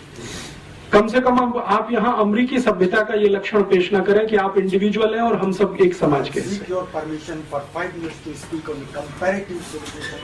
हाँ, तो वो आप मेरे व्याख्यान की बात कहिए ना, ये तो जाने के कह रहे थे, तो आप जाने दीजिए ना उनको। आप जो है इतना डिस्टरबेंस कर रहे हैं, कोई तो इतना डिस्टरबेंस नहीं कर रहा है यहाँ पे। so hot in hot country. लेकिन आप जो है इतना ज्यादा क्यों मिसबिहेव कर रहे हैं? Don't be so hot in so hot country. आपका मिसबिहेवियर मुझे हॉट होने के लिए मजबूर कर रहा है। इतनी देर से मैं देख रहा हूँ कि आप दोनों अपनी गपशप कर रहे हैं, तो बाहर जाके करें। You are talking beside the topic. ये तो आप बाद में कह सकते हैं। ठीक है। लेकिन इस तरह से आप बैठकर बात करें, ये तो भारतीय सभ्यता के अनुकूल नहीं बैठता कहीं भी। दिस इज भारतीय अनुकूलता, दे आर टॉलरेटिंग दिस। हाँ। तो अगर आपको नॉनसेंस लगता है तो यहाँ से जाइए, आप यहाँ क्यों बैठे हैं? Because I am also belong to this country. हाँ, तो शांति से सुनिए उसको। अगर सुनना है तो शांति से सुनिए, उत्तर देना है तो शांति से दीजिए। ये तो कोई तरीका नहीं है कि कोई बात कर रहा है और आप बीच बीच में अपनी बात करें, तो वो बाहर जाके कर सकते हैं। आप इस हॉल में 2 दरवाजे हैं। हाँ, sorry but talk to the topic. वो आपकी ओपिनियन हो सकती है, सबकी नहीं है वो। यदि आपको रुचि नहीं है तो जाइए ना। आप बहस बहुत कर रहे हैं, डिस्टर्ब मत करिए। आप सबको डिस्टर्ब किए जा रहे हैं, क्या मतलब? चलिए सर, आप बोलिए। मैं उनकी जो प्राइवेट लाइफ में परिवार की बात कर रहा था। परिवार जैसा कुछ बन नहीं पाया है आज तक। सिंगलटन सब कुछ है, एक माता है, एक पिता है और उसके साथ बच्चे चाहे तो हैं, नहीं तो ऑर्फेनेज में है। ज्यादातर इस तरह की स्थिति है। तो परिवार की जैसी हमारी कल्पना है वैसा कुछ नहीं है। हम जब अपनी शब्दों को इस्तेमाल करते हैं तो कल्पना भी उसके साथ हमारी ही जुड़ती है। जैसे हम कहते हैं ना यूरोपियन परिवार, तो परिवार की हमारी परिभाषा वहां बैठती नहीं है। उनकी जो परिभाषा है उसमें वो एकल परिवार भी परिवार माना जाता है। मैं कहना ये चाहता हूँ, उनके यहाँ अकेली कोई माँ अपने बच्चे के साथ रहती है तो वो परिवार ही माना जाता है। अकेला पिता अपने बच्चे के साथ रहता है तो परिवार ही माना जाता है। भारत में वो मान्यता नहीं है। भारत में तो माता पिता साथ में रहते हैं, बच्चे उनके साथ में हैं, और सिर्फ माता ही पिता नहीं, उनके साथ दादा दादी भी है, नाना नानी भी है, चाचा चाची भी है, मौसा मौसी भी है, मामा मामी भी है। ये भी है तो हमारे परिवार का अंग बनता है। और इसी परिवार का एक बड़ा हिस्सा कुटुंब होता है, कुटुंब का बड़ा हिस्सा कुल हो जाता है, कुल का बड़ा हिस्सा वंश हो जाता है, और वो आगे आगे बढ़ता चला जाता है। शुरू यहां से होता है हमारे यहाँ परिवार, लेकिन उनके यहाँ इस तरह का है नहीं। तो हम जब यूरोपियन परिवार या अमेरिकन परिवार कहना शुरू करते हैं तो गफलत वहीं पे हो जाती है। हम हमारे शब्दों को उनकी सभ्यता में जब फिट करने की कोशिश करते हैं तो उसमें कंफ्यूजन बहुत हो जाता है। तो अपने शब्दों को अपनी सभ्यता तक सीमित रखकर उनके शब्दों को इस्तेमाल करें तो अच्छा है। तो उनका शब्द है फैमिली। फैमिली माने परिवार नहीं होता। जो मैं ध्यान में लाना चाहता हूं वो ये, जब हम भाषांतर करते हैं तो बहुत बड़ा नुकसान करते हैं अपने साथ। जैसे भारत में हमने भाषांतर कर दिया, रिलीजन माने धर्म कर दिया। अब रिलीजन बिल्कुल अलग है। प्लेटो की जो डेफिनेशन है रिलीजन की, वो हमारे धर्म पर फिट ही नहीं बैठती कहीं। हम जब धर्म की बात करते हैं तो ये है कि जो धारण कर सके, धारण करने योग्य है, वो सब कुछ धर्म है। उनके यहाँ ये कहीं है ही नहीं, पूरी फिलॉसफी में नहीं है। धारण करने योग्य वहां कुछ है ही नहीं जिसे वो कहें। वो रिलीजन को क्या मानते हैं? आपने तिलक ऐसे लगाया, ऐसे लगाया, घंटा ऐसे बजाया, वैसे बजाया, अगरबत्ती लगाई कि मोमबत्ती जलाई, केक काटा के, ये उनके यहाँ सब कुछ रिलीजन में काम आता है कहने के लिए। हमारे यहाँ तो ये रिलीजन से बहुत दूर तक का इसका वास्ता नहीं है। इसको तो हम कर्म कांड के रूप में कहते हैं। धर्म तो बिल्कुल अलग है, कर्मकांड तो बिल्कुल अलग है। हम एक संप्रदाय वाले हैं तो हम एक तरह के कर्मकांड करेंगे, एक दूसरे संप्रदाय वाले दूसरे तरह का कर्मकांड करेंगे। दक्षिण में आप चले जाइए, कई लोग ऐसे हैं जो इस तरह से तिलक लगाते हैं, कई लोग ऐसे हैं जो इस तरह से तिलक लगाते हैं, लेकिन वो रिलीजन का हिस्सा नहीं है हमारे यहाँ, वो हमारे यहाँ कर्मकांड का हिस्सा है। तो उनके यहाँ का रिलीजन हमारे यहाँ का धर्म नहीं है, उनके यहाँ की फैमिली हमारे यहाँ का परिवार नहीं है।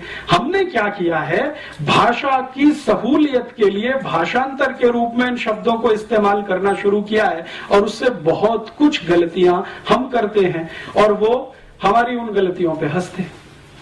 हम जब फैमिली प्लानिंग की बात करते हैं ना, तो हमारे यहाँ तो फैमिली है नहीं, उसको प्लान क्या करें। उनके यहाँ फैमिली है तो उसको प्लान करना है। हमारे यहाँ तो परिवार है, उनके यहाँ तो परिवार नहीं है, फैमिली है। तो फैमिली प्लानिंग पूरा एक पॉलिसी के रूप में जब इस देश में चले तो हास्यास्पद ही दिखाई देता है। परिवार के बारे में बात करें तो कुछ समझ में आती है। तो कई बार क्या होता है कि शब्द उनके हम ले लें और अपने हिसाब से भाषांतर करके इस्तेमाल करें, वो तो उनके यहाँ फैमिली है, परिवार नहीं है, हमारे यहाँ परिवार है, उनके यहाँ नहीं है। तो अब दोनों अलग अलग हैं। और मैं जो कहना चाहता हूं, इसमें कोई ऊंचा नीचा की बात नहीं है, वो अलग है, हम अलग हैं। जैसे कई बार ये कहते हैं ना, यूरोप की सभ्यता में, भारत की सभ्यता में बहुत कुछ कॉमन है। ऐसा कुछ भी नहीं है जो कॉमन है। अगर कुछ है तो वो जबरदस्ती से किया हुआ है। जैसे वहां का पिज्जा आ गया, बर्गर आ गया और हमने खाना शुरू कर दिया तो कॉमन हो गया, या वहां से पेप्सी कोक आ गया, हमने पीना शुरू कर दिया तो कॉमन हो गया। वो सभ्यता का अंग नहीं है, वो नकल किया हुआ एक हिस्सा है। चाउमीन वहां से आ गया, हमने खाना शुरू कर दिया सिवई के स्थान पर, तो वो अंग नहीं बनता सभ्यता का। तो कॉमन है ऐसा कुछ होता नहीं है। किसी भी सिविलाइजेशन में, कोई भी सभ्यता में, दुनिया में आप जाइए, कुछ भी कॉमन नहीं होता है, नहीं तो सभ्यता ही नहीं बनती है। सभ्यताएं बनती ही इसलिए हैं कि वहां कुछ अलग है, यहां कुछ अलग है, और संस्कृति उसका एक छोटा सा हिस्सा होती है। सभ्यता कुछ बड़ी चीज है, संस्कृति उसमें छोटा सा कुछ हिस्सा जैसा है। सभ्यता और संस्कृति का अगर अंतर समझना चाहें तो भारत के हिसाब से, यूरोप में तो ये अंतर भी नहीं है, यहां के हिसाब से मैं एक उदाहरण आपको देता हूं। आपको अगर मैं ये कहूं कि कोई माँ है या बहन है, वो बंगाली तरह से साड़ी पहने हुए है, तो तुरंत आपके दिमाग में कोई पिक्चर घूमता है। बंगाली तरीका क्या है साड़ी पहनने का? कुछ है। फिर इसी तरह से मैं कहता हूं कोई एक माँ है, बहन है, वो आसामी तरीके से कोई साड़ी पहनी हुई है, तो तुरंत आपके दिमाग में एक पिक्चर बनता है कि आसामी तरीका कोई है साड़ी पहनने का। फिर मैं कहता हूं कोई गुजराती तरीके से माँ और बहन साड़ी पहनकर खड़ी हुई है, तो तुरंत आपके दिमाग में कोई एक इमेज आती है, एक तरीका है गुजराती साड़ी पहनने का। फिर वो पंजाबी है। तो ऐसे अगर 8-10 राज्यों के मैं नाम लूं और आपसे कहूं कि देखो ये गुजराती साड़ी है, ये मराठी साड़ी है, ये बंगाली है, ये आसामी है, ये मणिपुरी है, ये आदि आदि इस तरह की साड़ियां हैं, तो ये जो अलग अलग तरीके हैं साड़ियों को पहनने के, ये है संस्कृति, और ये जो साड़ी है वो है सभ्यता। तो सभ्यता और संस्कृति का जो अंतर है वो कुछ इस तरह का है। सिविलाइजेशन है साड़ी, और तरीके जो उसको पहनने के हैं वो है हमारी संस्कृति। तो भारतीयता में, सभ्यता और संस्कृति में जो परिवार की बात है वो में कुछ अलग तरीके की, हमारी उनकी अलग तरीके की। तो अब उनकी जो फैमिली है वो कैसी है? फैमिली ये है कि पैट्रियार्कियल, मैंने आपसे कहा, पिता है वो सर्वोच्च है, और पिता की हैसियत जज के जैसी है। माने एक बार उसने कोई फैसला सुना दिया, वो सुप्रीम है, वो रिकंसीडर नहीं होता। लगभग 2000 साल पूरे यूरोप में सन 1950 से लेकर पहली शताब्दी तक यूरोप के सभी परिवारों में पिता सर्वोच्च है, 1950 तक। और यही कारण है कि सन 1950 तक यूरोप के सभी देशों में सिर्फ पिताओं को वोट डालने का अधिकार होता था। आप सोच सकते हैं ये बात? अमेरिका में 1950 तक, ब्रिटेन में सन 1950 तक, यूरोप के देशों में लगभग 1950 तक सिर्फ पुरुष ही वोट डाल सकता था, स्त्री को वोट डालने का अधिकार नहीं, क्योंकि फैमिली में स्त्री का कोई महत्व नहीं। पितृसत्तात्मक सत्ता, पैट्रियार्कियल जिसको हम कहते हैं, उनके शब्दों में वो है। और इससे भी आगे चलें तो यूरोप के दस्तावेज बताते हैं कि सन 1950 तक यूरोप और अमेरिका की किसी बैंक में महिला को खाता खोलने का अधिकार नहीं, बैंक अकाउंट ओपन करने का राइट नहीं, अप टू 1950। तो महिलाओं को वोट डालने के अधिकार मिलने चाहिए और महिलाओं को बैंक में खाता खोलने का अधिकार मिलना चाहिए। इस पर एक जबरदस्त आंदोलन शुरू हुआ फ्रांस से, और उस आंदोलन की नेत्री थी सिमोन द बोवार, और उसका सबसे बड़ा नारा था कि जो पुरुष को अधिकार है वोट देने का, बैंक अकाउंट खोलने का, संपत्ति का मालिक होने का, वो अधिकार महिलाओं को मिलना चाहिए। और ये आंदोलन बहुत लंबे समय तक चला। ज्यों पाल सार्त्र, जो बहुत बड़ा फिलोसोफर माना जाता है फ्रांस का और अभी यूरोप का, सिमोन द बोवार जो उसकी सहयोगी थी, इन लोगों ने मिलकर ये बहुत बड़ा कैंपेन स्टार्ट किया, जिसको फेमिनिज्म माना जाता है या फेमिनिज्म मूवमेंट कहा जाता है। स्त्री मुक्ति आंदोलन जैसा हम उसका भाषांतर भारत में करते हैं। स्त्री को मुक्ति किससे? इस व्यवस्था से जिसमें उसको वोट देने का अधिकार नहीं है, बैंक अकाउंट खोलने का अधिकार नहीं है, संपत्ति का अधिकार नहीं है। जो अधिकार है वो सब पुरुष को है, पिता को है, मां को तो कोई अधिकार नहीं। और इसमें इंटरेस्टिंग बात जो समझने की है, जो आसानी से डाइजेस्ट नहीं होती, जो प्लेटो अपनी किताब में लिखता है, वो कहता है कि बच्चे का पैदा होना भी मां के अधिकार में नहीं है, वो पिता का ही अधिकार है। अर्थात कोई गर्भ में बच्चा आ गया है तो उसको पैदा होना है या नहीं वो पिता तय करेगा, मां तय नहीं कर सकती। जन्म देना है नहीं देना है उसके पति पर निर्भर है, पत्नी कुछ उसमें हाँ ना नहीं कह सकती, ये अधिकार नहीं है। और रूसो जो मॉडर्न फिलोसोफर माना गया है, उसके 5 बच्चे हुए, पांचों के बारे में वो अपनी ऑटोबायोग्राफी में लिखता है कि मेरा फैसला था, पत्नी का नहीं। और फिर उसको कहा गया कि ये गलत है या सही है, तो उसने कहा 2000 साल की परंपरा है और मैंने उसको निभाया। तो ये वहां की व्यवस्था है। तो पिता है, पुरुष है, मुख्य है, परिवार का मुखिया है, कुलपति है, कुल पिता है, जो कहना चाहिए। अभी जो तय करेगा वही तय करेगा, माता कुछ तय नहीं कर सकती। और इससे भी आगे यूरोप के सभी गांवों में, अब शहरों में थोड़ा ये बंद हुआ है पिछले 50 साल से, यूरोप के गांव में आज भी बहुत सारी जनजातियां हैं जिनको यूरोप में आदिवासी कहा जाता है। वहां अभी भी यही है, पिछले 50 वर्षों में वहां नहीं कुछ बदला है। इससे भी आगे एक बात जो मैं आपके ध्यान में लाना चाहता हूं कि बच्चा पैदा हुआ पिता की मर्जी से, मां ने सिर्फ गर्भ धारण किया, मर्जी पिता की है। अब उसको जिंदा रहना है या नहीं, और सामान्य रूप से यूरोप में 2000 साल की एक परंपरा है कि बच्चे जितने पैदा हों उसमें से 3/4 को लावारिस छोड़ा जाए, एबेंडेंड चाइल्ड। जैसे रूसो के 5 बच्चे हैं, 4 को उसने छोड़ दिया, घर से निकाल दिया, जन्म लेते ही निकाल दिया। तो वहां की परंपरा कैसी है? बच्चे ने जन्म लिया, पिता ने उसको किसी कपड़े में लपेटा और बाहर रख दिया, दरवाजे पे रख दिया या डस्टबिन के पास रख दिया। या यूरोप के बहुत सारे देशों में चर्च के सेंटर होते हैं, वहां पहुंचा दिया कि इनको आप पालो, ये हम नहीं रखेंगे। सामान्य रूप से 3/4 बच्चे लावारिस छोड़े जाते हैं। उसके पीछे उनका लॉजिक क्या है? प्लेटो ये कहता है कि बच्चों को पालना अपने वैयक्तिक जीवन में खलल पैदा करने जैसा है। ये प्लेटो की ओपिनियन है, इसलिए व्यक्तिगत जीवन में खलल नहीं होना चाहिए। और प्लेटो की परिभाषा में व्यक्तिगत जीवन सिर्फ इंद्रिय सुख के अलावा कुछ नहीं है।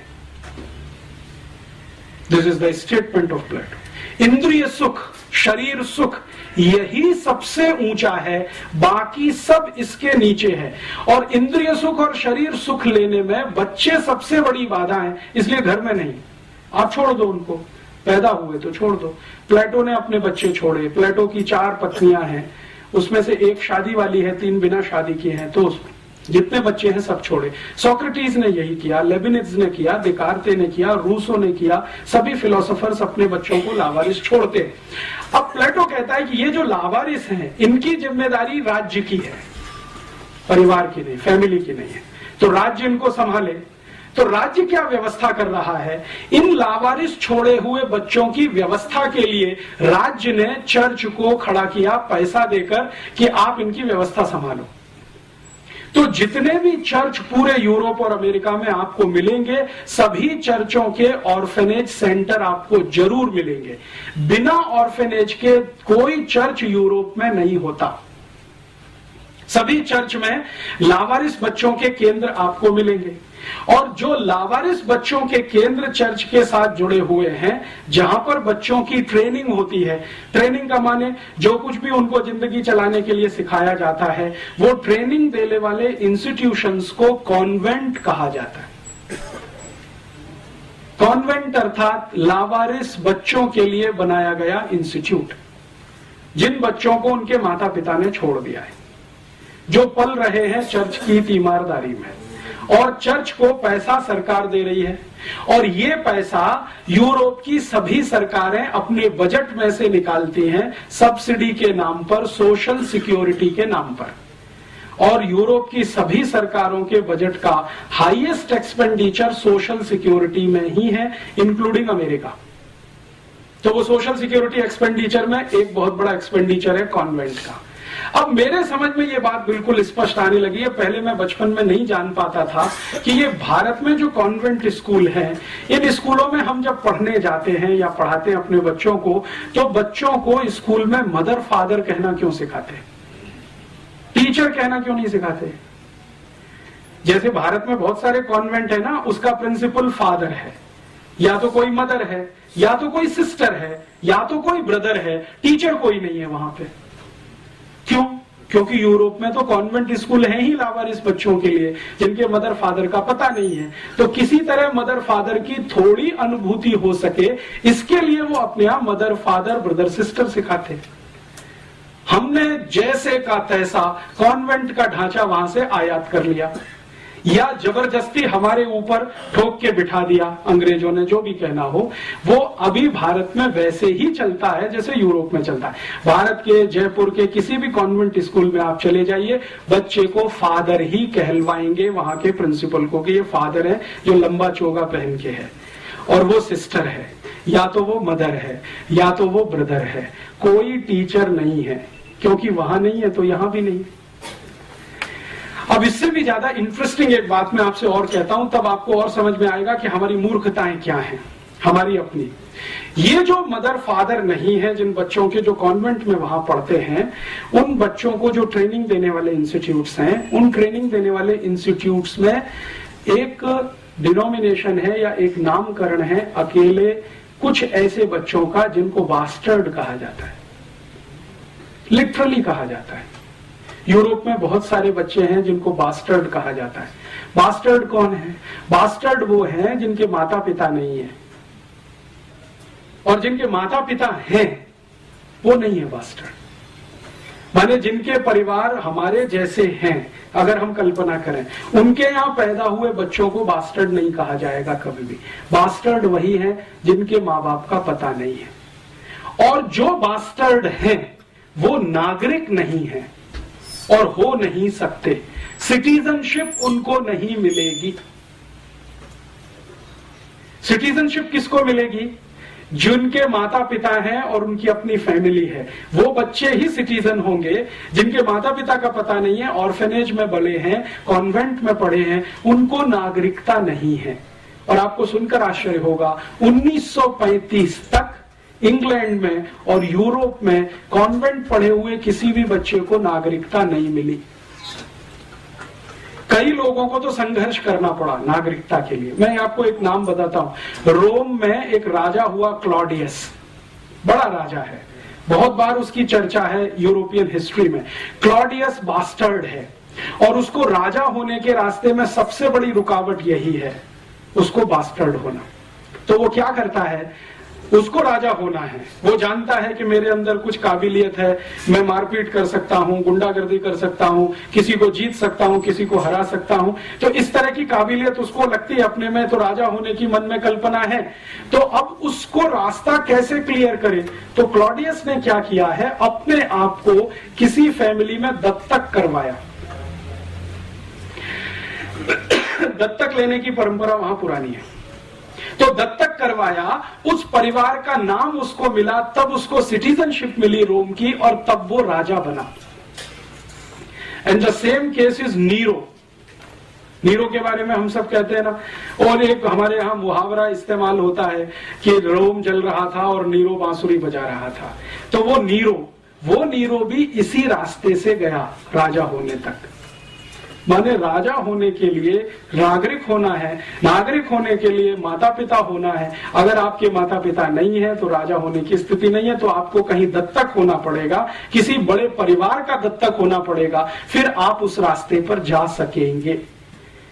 ये उनकी परिवार की व्यवस्था है। अभी भारत में देखें, भारत में आजादी के पहले से और पिछले 2-5 हजार साल तक जितनी कल्पना हमारी दूर तक जाती हो, रामचंद्र जी के जमाने तक जाती हो, कृष्ण के जमाने तक जाती हो, उसके पहले तक कहीं कल्पना जाती हो, तो परिवार में बच्चे का होना मां के ऊपर निर्भर है। भारत में बिल्कुल उल्टा है। मां चाहेगी तो बच्चा होगा, नहीं तो नहीं होगा। ये हमारे यहाँ की व्यवस्था है। और भारत में आज भी जिनको हम आदिवासी और वनवासी कहते हैं, आप वहां चले जाइए, पूरी सोसाइटी मैट्रियार्कियल है, मात्र सत्तात्मक है। नॉर्थ ईस्ट में आप जाएंगे, आसाम के ऊपर कहीं भी, नागालैंड, मिजोरम, मणिपुर, त्रिपुरा, सिक्किम, वहां आपको सब कुछ दिखाई देगा मां के इर्द गिर्द घूमता हुआ। और उनसे जब हम बात करते हैं तो वो कहते हैं हाँ, ये तो हजारों साल की परंपरा है हमारी। और नॉर्थ ईस्ट में आपको सुनकर आश्चर्य होगा, शादी होकर बेटी घर से नहीं जाती है, लड़का घर में आता है। ये भारत की उन सभी समाजों में है जिनको दुर्भाग्य से हम शेड्यूल्ड ट्राइब्स कहते हैं। शादी होकर बेटी नहीं विदा होती है, लड़के को घर में लाया जाता है दामाद बनाकर, और संपत्ति की मालिक लड़की होती है, लड़का नहीं होता है। यूरोप में स्त्री को संपत्ति का कोई अधिकार 1950 तक नहीं है, उसके बाद आया है, जिसको मॉडर्न यूरोप कहा जाता है, उसमें आया है। यहां तो पहले से है। और यहां अगर आप इसको समझना चाहें कि भारत की सारी व्यवस्थाएं मां के इर्द गिर्द घूमती हैं, घर के सारे बड़े फैसले माताएं करती हैं इस देश में, भले वो लंबा घूंघट निकाल के बैठी हो, इससे कोई फर्क नहीं पड़ता। मैंने राजस्थान में क्या, मध्य प्रदेश में क्या, भारत के उत्तर में क्या, कहीं भी देखा है, छोटे छोटे गांव में देखा है, लंबा घूमट निकाले हुए महिलाएं घर के फैसले लेती हैं। एक बार ऐसे एक बहुत महत्वपूर्ण केस में मुझे अनुभव हुआ। मेरा एक दोस्त है, वो अपनी बहन की शादी करने के लिए एक गांव में गया, पश्चिमी उत्तर प्रदेश में। तो जिस घर का लड़का था वहां पर हम बैठे, तो उनकी माँ, लड़के की माँ, लंबा घूंघट निकाल के बैठी थी। तो लड़के के पिता भी वहीं बैठे थे, लड़का भी बैठा था। तो हम सब बात कर रहे थे कि देखो लड़की ऐसी है, ऐसी है, ऐसी है, आपको मंजूर है? तो पिता ने तुरंत हाँ बोला, लड़के ने हाँ बोला। वो जो माँ लंबा घूंघट निकाल के बैठी थी, उसने कहा बस इतने में पिता उठ गया, लड़का उठ गया, अंदर गए और बाहर आके कहा कि शादी नहीं हो सकती। क्यों? हमने कहा भाई क्या कमी है? तो कहा हमारी माता जी ने पहले एक लड़की पसंद कर रखी है, बस फैसला तो उन्हीं का है।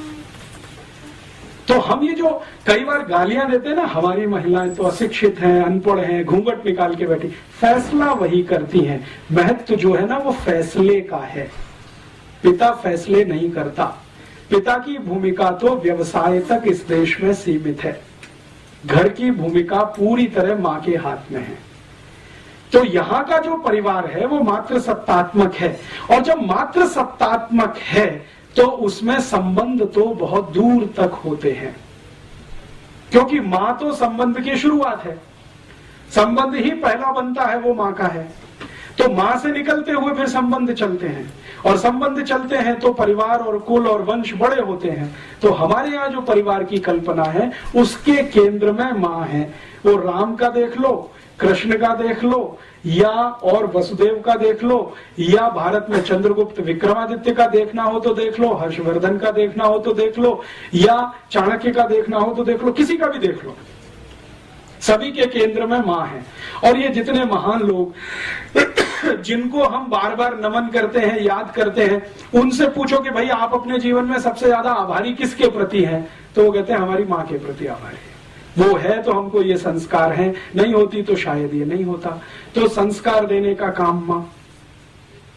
भारत की सारी कविताओं के केंद्र में मां है, जो बच्चों को सिखाई जाती है बचपन से लेके और दूर तक। माने स्त्री हमारे केंद्र में है, महिला हमारे केंद्र में है, मां हमारे केंद्र में है। तो मां के केंद्र होने से परिवार की व्यवस्था कुछ इस तरह की है, मात्र सत्तात्मक है। और भारत में ये कभी नहीं रहा अमेरिका और यूरोप के जैसा, जैसे वहां वोट देने का अधिकार नहीं, बैंक अकाउंट खोलने का अधिकार नहीं। आप जानते हैं कि इस भारत में माताओं ने ऋग्वेद की ऋचाएं लिखी हैं, यजुर्वेद की ऋचाएं लिखी हैं, सामवेद की ऋचाएं लिखी हैं। उपनिषदों में बहुत सारा कंट्रीब्यूशन माताओं का है। मेरे एक परिचित हैं, आर्य समाजी हैं, बहुत बड़े वेद के प्रकांड पंडित हैं। मैंने उनसे एक दिन पूछा कि वेद में कुल कितनी ऋचाएं हैं और उसमें से कितनी महिलाओं की हैं, तो उनका 37 से 40% महिलाओं की लिखी हुई है। और उनके अलग अलग नाम हैं जो हम जानते हैं अलग अलग समय पर। तो वेद रचती हैं महिलाएं, उपनिषद रचती हैं महिलाएं, तो केंद्र में तो रही होंगी। और भारत के सामान्य गांव में ये दिखाई देता है अभी भी माताएं आर्थिक फैसले सबसे ज्यादा करती हैं, अभी भी माताएं सबसे ज्यादा उत्पादन के काम में लगी हुई हैं। इस देश में जीडीपी का जो यूरोपियन अमेरिकन पैमाना हम छोड़े और भारतीय पैमाना कोई बनाए तो हाईएस्ट जीडीपी कंट्रीब्यूशन माताओं के द्वारा ही है इस देश में। अभी तो हम यूरोपियन पैमाने से नापते हैं, तो होता क्या है कि भारत में माताओं का उत्पादन छोड़कर जो कुछ भी इस देश में है वो सब जीडीपी में आता है। लेकिन माताओं का उत्पादन हमने कभी जीडीपी में लाया नहीं, क्योंकि नकल हमने उनकी कर रखी है। वहां पे माताएं पापड़ बनाती हैं, चिप्स बनाती हैं, बड़ी बनाती हैं, अचार बनाती हैं, सब्जियां बनाती हैं, रोटियां बनाती हैं, वगैरह वगैरह बहुत कुछ बनाती हैं। वो जीडीपी में इंक्लूड नहीं है, क्योंकि नकल हमने वहां से की हुई है, पितृसत्तात्मक समाज से। बाकी हमारे देश में उत्पादन के सबसे बड़े तंत्र पर आज भी माताएं हैं, व्यवस्थाओं को संभालने में आज भी माताएं हैं। और हमारे भारत में तो कहा ही नहीं जाता है, बिल्कुल स्पष्ट दिखाई देता है, जिस घर में मां नहीं है वहां की रौनक नहीं है, पवित्रता नहीं है। मैं दक्षिण में बहुत सारे मंदिरों में गया हूं, लेकिन गर्भगृह में मैं प्रवेश नहीं कर सका। कारण क्या? पुजारी ने कहा कि आपकी या तो मां को लेके आइए या तो पत्नी को लेके आइए, तभी मंदिर में जाने के अधिकारी हैं। आप अकेले क्या करेंगे इसमें जाके? तो मैंने कहा भाई इसमें परेशानी क्या है, मैं अकेला हूं तो।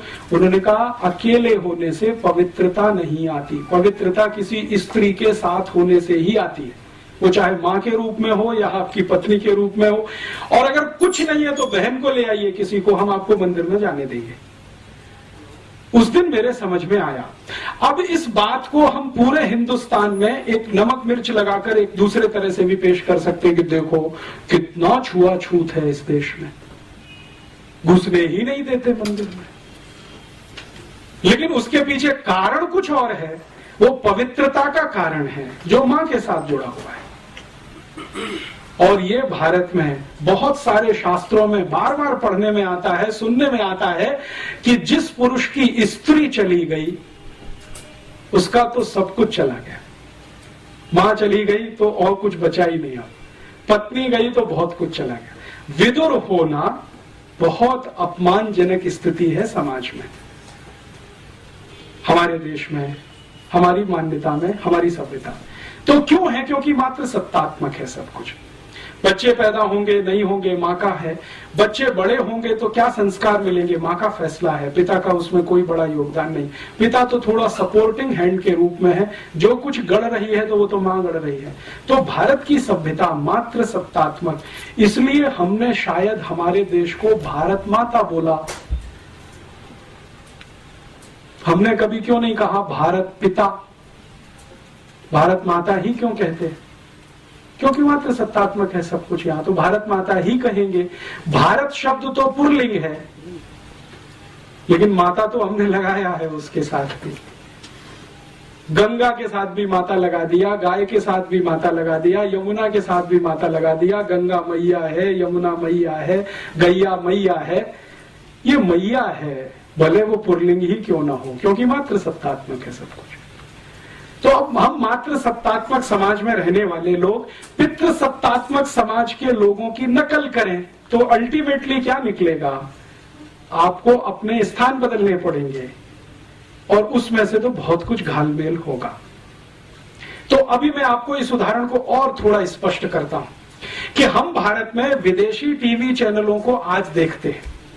तो जितने भी विदेशी टीवी चैनल हैं, जैसे स्टार प्लस आया है, CNN है, ATN है, प्राइम स्टार है, प्राइम स्पोर्ट्स है, वगैरह वगैरह, इन सभी टीवी चैनलों पर कुछ सीरियल्स आते हैं और उन सीरियलों को भारतवासी देखते हैं और दिखाते भी भारतवासी हैं, लेकिन उनके प्लॉट सभी अमेरिका और यूरोप से आते हैं।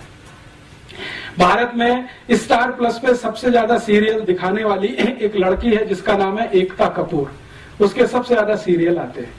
सौभाग्य से एक बार मुझे उससे बात करने का मौका मिला मुंबई में। तो मैंने उससे एक ही सवाल पूछा कि आपके जितने भी सीरियल हैं, सास भी कभी बहू थी, घर घर की कहानी, तेरी मेरी कहानी, इसकी कहानी, उसकी कहानी, ये सब सीरियल के प्लॉट्स कहां से आते हैं, कहानी कहां से आती है? तो मैंने कहा this is all imported. Plot तो सभी अमेरिका से हैं, यूरोप से आए हैं, कहानी सब वहां से आई है, उसमें हमने भारतीय पात्रों को फिट करने की कोशिश की है। तो मैंने कहा अब मुझे समझ में आ गया कि आपके सभी सीरियल में माताओं को ही सबसे ज्यादा गालियां क्यों दी जाती है। सास भी कभी बहू थी, आप अगर इस सीरियल को ध्यान से देखें तो इस सीरियल की सभी स्त्री पात्र या माताएं पात्र सबसे ज्यादा दुर्भावना का शिकार है। ऐसे ही कसौटी जिंदगी की या कहानी घर घर की, कोई भी सीरियल देखें, ये सभी सीरियलों को मैं देख नहीं पाता हूं, लेकिन इनकी स्टोरी जरूर पढ़ता हूं मैं, कभी अखबार में आती है, कभी मैगजीन में। तो उन सब सीरियलों में एक माता दूसरे के खिलाफ षड्यंत्र कर रही है, दूसरी तीसरे के खिलाफ, तीसरी चौथी के खिलाफ, ननद भाभी के खिलाफ, भाभी ननद के खिलाफ, माता जो है किसी और के, इसी तरह के षड्यंत्र षड्यंत्र षड्यंत्र माताओं के बीच में सबसे ज्यादा, पुरुषों में कुछ कम, क्योंकि ये सब इंपोर्टेड प्लॉट्स हैं, यूरोप से आए हैं अमेरिका। तो वहां तो माता तो कुछ है नहीं, तो उसके खिलाफ षड्यंत्र भी हो तो कोई महत्व की बात नहीं है। यहां तो बहुत कुछ उसी पर निर्भर है, लेकिन हमने चूंकि आयातित किया हुआ है, उसको हिंदुस्तान का थोड़ा मिर्च मसाला लगा के पेश किया हुआ है, तो सभी सीरियल उसी तरह के दिखाई देते हैं इस देश में। चूंकि हम अगर अपनी सभ्यता को ध्यान में रख के कोई सीरियल बनाएं और अपनी मान्यताओं को ध्यान में रख के बनाएं, तो इसके बिल्कुल विपरीत बनेंगे जो आज हम देख रहे हैं या दिखाए जा रहे हैं। अच्छा, मैंने जब इनको कहा कि एकता कपूर को कि आप कोई भारतीय मान्यताओं के आधार पर भी, तो उनका आप प्लॉट बना के दे दीजिए, हमारी दिमाग में तो आता नहीं है, क्योंकि हमने तो जो पढ़ा लिखा है वो सब कुछ इसी तरह का है, मॉडर्निज्म का, यूरोपियनिज्म का, अमेरिकनिज्म। एकता कपूर यूरोप में पढ़ के आई है, थोड़े दिन अमेरिका में रह के आई है, तो वो कहती है कि ज्यादा कुछ हम जो देखते रहे वो यहाँ पे बनाते रहे। तो इस तरह का होता है, जब आप अंधानुकरण करते हैं, बिना सोचे समझे नकल करते हैं, तो इस तरह का उसमें से कुछ निकलता है। फिर हम अपना सिर पीटते हैं, अरे हमारी संस्कृति का नाश हो रहा है, सभ्यता का नाश हो रहा है। वो तो होगा ही, क्योंकि बिना सोचे समझे तो आप ये सब कर ही रहे हैं। कोई विचार तो होता नहीं, कोई बहस तो होती नहीं, कोई मुहाविसा तो होता नहीं इस देश में, ऐसे ही चलता जाता है। तो एक मात्र सत्तात्मक समाज हमारा, एक पितृ सत्तात्मक समाज उनका। अब कौन अच्छा कौन बुरा इसमें नहीं जाना चाहिए, वो अलग हम अलग। अब अलग अलग मान्यता और सभ्यता के लोग अलग अलग मान्यता और सभ्यता के ही कार्य करेंगे, तभी कुछ अच्छा होगा, नहीं तो उसमें से कुछ खराब ही निकलेगा। घालमेल करेंगे, फ्यूजन करेंगे तो खिचड़ी बनेगा। इस तरह का यूरोप और अमेरिकन समाज है। इसमें और भी बहुत सारी बातें हैं, जैसे उदाहरण के लिए एक बात यह है कि ये जो लावारिस बच्चे हैं, फिर ये कहां जाते हैं अंत में, यूरोप में, तो ये अंत में गुलाम बन के काम में आते हैं।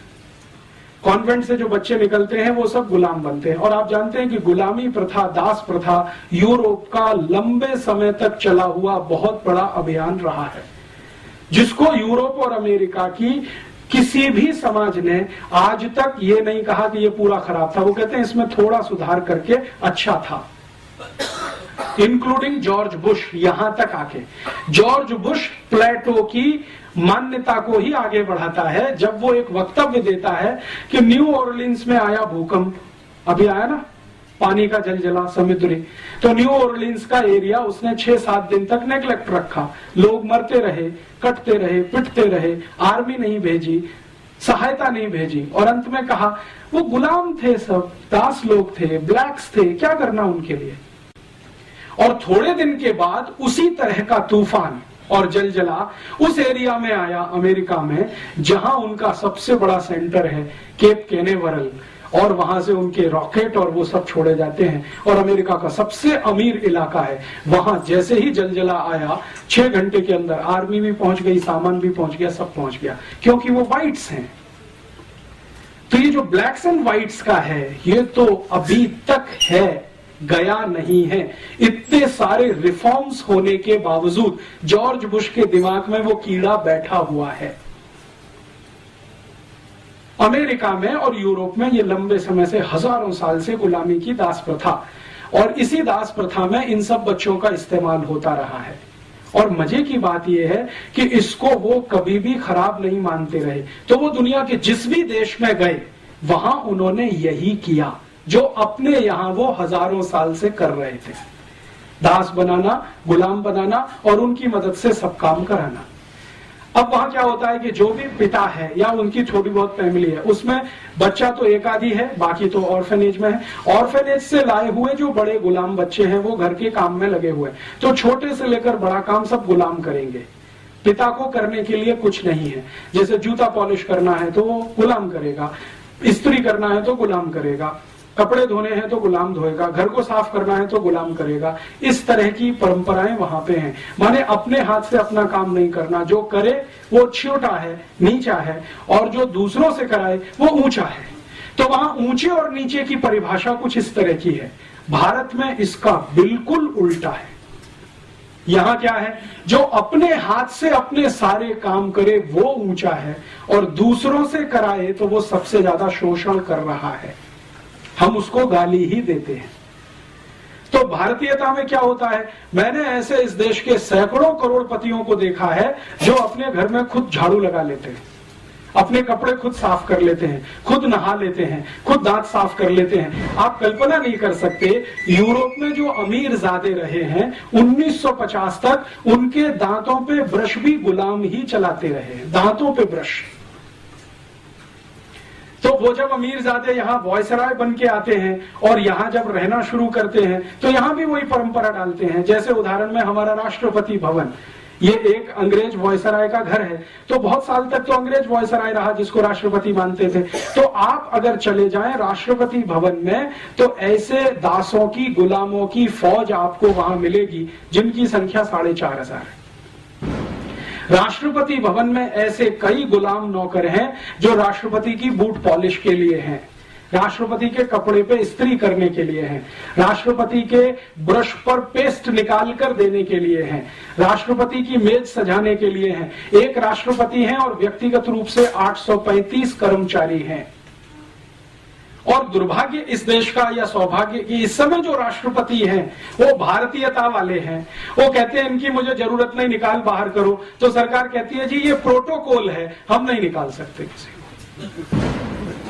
आपको मालूम है, राष्ट्रपति ने भारत सरकार के प्रधानमंत्री और गृह मंत्री को कई बार लिखकर दिया कि ये 850 गुलामों की मुझे कोई जरूरत नहीं है, मैं मेरे जूते पे पॉलिश कर सकता हूं, मेरे कपड़े मैं खुद धोता हूं, इस्त्री की मुझे आवश्यकता नहीं होती क्योंकि मैं बिना इस्त्री के कपड़े पहनता हूं, ज्यादा कपड़े मेरे पास है नहीं, 3 शर्ट है और 3 पैंट है, 2 कोट है, 2 पैंट है, इससे ज्यादा मैं रखना नहीं चाहता। एक ब्रीफ केस में मेरा सब सामान आ जाता है, कल राष्ट्रपति भवन छोड़ना पड़े तो एक ही ब्रीफ केस लेके निकलूंगा, एक ही ब्रीफ केस लेके आया हूं, इसलिए मुझे ये 835 लोगों की फौज नहीं चाहिए, हटाओ। तो प्रधानमंत्री कहते नहीं हटा सकते, ये तो प्रोटोकॉल के खिलाफ है। आप उनका इस्तेमाल नहीं कर सकते तो बैठने दीजिए ना, आपका क्या बिगाड़ते हैं, प्रोटोकॉल तो चलने दीजिए। माने वो वॉयसराय वाला प्रोटोकॉल जो गुलामी से आया है, दास प्रथा से, वो यहां कंटिन्यू रखना है। हमारे यहां तो नहीं है। भारतीयता में तो कोई किसी को गुलाम नहीं बना सकता, क्योंकि हम तो आत्मा की बात करते हैं। हम तो कहते हैं ना आत्मा सबकी समान है, परमात्मा का अंश है, कोई किसी को कैसे गुलाम बना सकता है। हम तो किसी जानवर को गुलाम नहीं बना सकते, आदमी की तो बहुत दूर की बात है। और अगर बनाते हैं तो वो समाज में विकृति माना जाता है, उसको स्वीकृति कभी किसी ने नहीं दिया है, ये हमारे देश में नहीं। अब हमारे यहाँ क्या होता है, मॉडर्निज्म में हमने अमेरिका और यूरोप से प्रभावित होकर बहुत कुछ करना शुरू किया है। जैसे कुत्ते पाल लिए, अभी बहुत लोग हैं जो घर घर में कुत्ते पालते हैं। भारतीयता में आप कुत्ता घर में बांध के नहीं रख सकते, वो तो स्वतंत्र छोड़ने के लिए ही है, लेकिन हमने घर में पाल लिए हैं और उनको गले में पट्टा डाल के घुमाने के लिए लेके जाते हैं और फिर वापस लाते हैं, उसमें बड़ी शान समझते हैं। और अगर उसको पलट के ये कह दो कि भाई ये कुत्ते पालने से अच्छा कोई गाय पाल लो तो दूध तो मिलेगा और गोबर का खाद किसी किसान को मिलेगा, क्या अब्सर्डिटी की बात करते हो, गाय रखेंगे, गंदा करती है। और वो कुत्ता कहीं भी गंदा करता है, किसी का लिहाज नहीं करता, कहीं भी पांव उठा के मूत्र कर देगा और कहीं भी संडास कर देगा। उसको साफ करना हमको अच्छा लगता है क्योंकि यूरोप से आया हुआ है।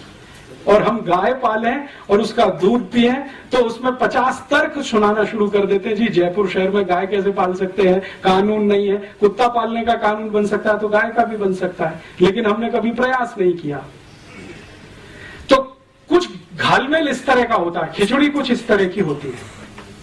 तो हम जो हमारी मान्यता में ऐसा नहीं है तो हमारे कार्य में वैसा नहीं है, होता है तो हम उसको विकृति मान के छोड़ते हैं, वो समाज के लिए आदर्श और उदाहरण नहीं बनता है। तो अब हमारी मान्यता जिस तरह की है व्यवस्था उसी तरह की बनेगी, उनकी मान्यता जिस तरह की है व्यवस्था उस तरह की बनेगी, और व्यवस्था को चलाने के लिए नियम कायदे कानून उस तरह के बनेंगे जिस तरह की मान्यता और व्यवस्था होगी। तो यूरोप और अमेरिका के नियम कायदे कानून उस तरह के हैं, हमारे नियम कायदे कानून भी अगर उसी तरह के बनेंगे तो सर्वनाश ही होगा। अब जैसे वहां जितने भी न्याय के कानून हैं जिसको जस्टिस कहा जाता है उनकी भाषा में, वो सभी के सभी गुलामों को ध्यान में रखकर बनाए गए हैं। जैसे पनिशमेंट के कानून है, पनिशमेंट के कानून यूरोप में है, क्योंकि गुलाम है तो गुलामों को पनिशमेंट देना है, और देना है तो किस तरह का, 100 कोड़े मारो, 200 कोड़े मारो, 500 कोड़े मारो, 1000 कोड़े मारो। 1 शिलिंग की चोरी हुई है, 2 शिलिंग की चोरी हुई है या 1 पाउंड की चोरी हुई है, उसमें 1960 तक लंदन में 40 कोड़े की सजा थी। तो इस तरह की व्यवस्था है क्योंकि वो गुलाम। हमारे यहाँ तो कुछ दूसरे तरह की व्यवस्था थी। हर्षवर्धन के समय में, चंद्रगुप्त विक्रमादित्य के समय में और किसी भी राजा के समय में चोरी के लिए जो कानून बने हैं न्याय देने के लिए, और यूरोप में है, उन दोनों का मैं आजकल अध्ययन कर रहा हूं, जमीन आसमान का अंतर है। और वहां अगर सजा है, जैसे भारत के क्रांतिवीरों को भी वो सजा देते थे कोड़े मारने की, क्योंकि यूरोप से आई है वहीं से। तो भारत का कोई क्रांतिवीर है, अंग्रेजों के खिलाफ बगावत किया, 50 कोड़े मारो। जैसे चंद्रशेखर आजाद की कहानी तो आपने सबने सुनी है कि उनको अदालत में ही कोड़े मारे गए थे। तो उन्होंने जज से रियायत मांगी कि ये तो बहुत ज्यादा है, तो जज ने कहा अच्छा 5 कम कर दो, 45 मार दो, ये दया है। लेकिन वो जज जानता नहीं है कि 10 कोड़े में भी ये मर जाएगा, और वही हुआ चंद्रशेखर आजाद के साथ। तो जो न्यायाधीश बैठा था कुर्सी पर, वो कहे कि मैं क्या करूं, मुझे तो जो लॉ मिला है उसके आधार पर मैंने फैसला दिया है, अब इसमें प्रेम दया करुणा कहां से फिट बैठती है मेरे समझ में नहीं आता। भारतीयता की नजर से मैं नहीं देख सकता, क्योंकि मुझे कानून ऐसा मिला है पालन करने के लिए। तो चंद्रशेखर के केस में जज की यह टिप्पणी, वो कहता है कि भारतीयता की नजर से देखूं तो ये बहुत बड़ा जुर्म है जो मैंने किया, कि उसको मैंने 50 कोड़े की सजा दी, बाद में 5 घटा के 45 कर दिया। लेकिन चंद्रशेखर को जब 10 कोड़े पड़े हैं तो वो बेहोश हो गए। तो बेहोशी के बाद इंतजार किया है जज ने, दोबारा होश आने पर बाकी 40 कोड़े मरवाए, 45। तो हम कहते हैं जी बहुत अत्याचार है, लेकिन वो कहते हैं ये तो हमारे यहाँ सामान्य व्यवहार है। इसी तरह से हम सजा देते हैं यूरोप में अपने गुलामों को, तो यही भारत में कर रहे हैं। इसी तरह से भारत के क्रांतिवीरों को सजाएं देने के तरीके, जो गुलामों को वहां यूरोप में बर्फ की सिल्ली पे लिटा देना और उसको पीठ पर पीछे से डंडे से मारना, ये this is typical European style. Europe में बर्फ बहुत है, जमीन पे लिटा दिया, पीछे से बैत से मार रहे हैं, यही भारत में वो लेके आए। और विनायक दामोदर सावरकर को पहली बार जब अरेस्ट किया है तो उनको यही दंड है, बर्फ की सिल्ली पे लिटाकर पीछे से केन से मारना, जब तक बेहोश ना हो जाए तब तक मारना। तो ये जो कुछ भी वो कर रहे हैं यहां, हमको ऐसा लगता है अत्याचार कर रहे हैं क्योंकि हमारी मान्यता के, वो कहते हैं कि हम तो न्याय दे रहे हैं क्योंकि उनकी मान्यता के। तो झगड़ा यही है, और इसी झगड़े को गांधी जी ने सभ्यता का झगड़ा बताया। और गांधी जी ने ये जो कहा कि ये शैतानी सभ्यता है, शायद वो यही सब कारण से, वो कहते हैं ये शैतान से भी गिरे हुए हैं। तो अब हमें यह तय करना है कि जो शैतानी सभ्यता गांधी जी बोल गए और जो दिखाई भी देती है उनके दस्तावेजों में, उसको अंधानुकरण करें या अपनी सभ्यता, अपनी संस्कृति और अपनी मान्यताओं के पीछे चलें। ये बड़ा प्रश्न इस समय हमारे देश में है। फिर हम ये कह सकते हैं कि हाँ, भारतीय सभ्यता में सब कुछ अच्छा है क्या, संस्कृति में सब कुछ अच्छा है? नहीं है, बहुत कुछ खराब है, क्योंकि सभी सभ्यताओं में बहुत कुछ खराब होता है, बहुत कुछ अच्छा होता है। तो हमारी सभ्यता संस्कृति में भी बहुत कुछ खराब आ गया है, शायद वो नकल से आया हो। सबसे बड़ी खराबी अपनी सभ्यता में जो पिछले 200, 250, 500 वर्षों में आई है, या शायद ज्यादा आ गई हो, कि हमने जातियों के आधार पर ऊंच नीच कर दिया इस देश में। ये अपर कास्ट है, ये लोअर कास्ट है, ये बैकवर्ड क्लास है, ये फॉरवर्ड क्लास है, ये ब्राह्मण है, ये चमार है, ये चमार नीचा है, ब्राह्मण ऊंचा है, क्योंकि चमार हाथ से काम करता है, ब्राह्मण दिमाग से काम करता है। ये जो ऊंच नीच है, ये शायद हमारी सभ्यता की सबसे बड़ी बुराई हो। आज के समय के हिसाब से तो दिखाई ही देती है, पहले भी शायद रही हो या इसका कोई दूसरा स्वरूप रहा हो, उस पर हमें रिसर्च करने की अभी जरूरत है। तो हमें ऐसा लगता है कि ये खराब है। तो सभी सभ्यताओं के विकास में ये एक मूल क्रम होता है कि जो खराब है उसको छोड़ते जाओ, जो अच्छा है उसको और अच्छा बनाते चले जाओ। सभ्यताओं का विकास ऐसे ही होता है। तो अगर हम मानते हैं कि भारत की सभ्यता में कुछ खराब है तो छोड़ें और उसको परिष्कृत करने की कोशिश करें, तब तो ईमानदार यात्रा हमारी होती है विकास की। लेकिन अगर अपनी सभ्यता को ही छोड़ दें, उसकी बुराई अच्छाई तो बात ही ना करें और सब कुछ विदेशी सभ्यता में अच्छा ही अच्छा है, बिना जाने बिना समझे उसको आयातित करें, तो ये तो सर्वनाश की तरफ ले जाएगी, जो गांधी जी कहते हैं। तो मेरी अपनी मान्यता में वर्तमान में जो हमारी सरकार है वो ग्लोबलाइजेशन के नाम पर, लिबरलाइजेशन के नाम पर इस देश को बर्बादी की तरफ लेके जा रही है, क्योंकि बिना सोचे बिना समझे यूरोपियन अमेरिकन सभ्यता को अंधाधुंध तरीके से इस देश में लागू करने की पूरी ताकत लगाई जा रही है। अब हम नागरिकों के सामने ये बड़ा धर्म संकट है कि हम कहां जाएं। अगर हमको ये तय करना है कि हम हमारी सभ्यता संस्कृति के साथ जाएं, तो पूरी हिम्मत और ताकत के साथ इसको सामूहिक रूप से कहना पड़ेगा।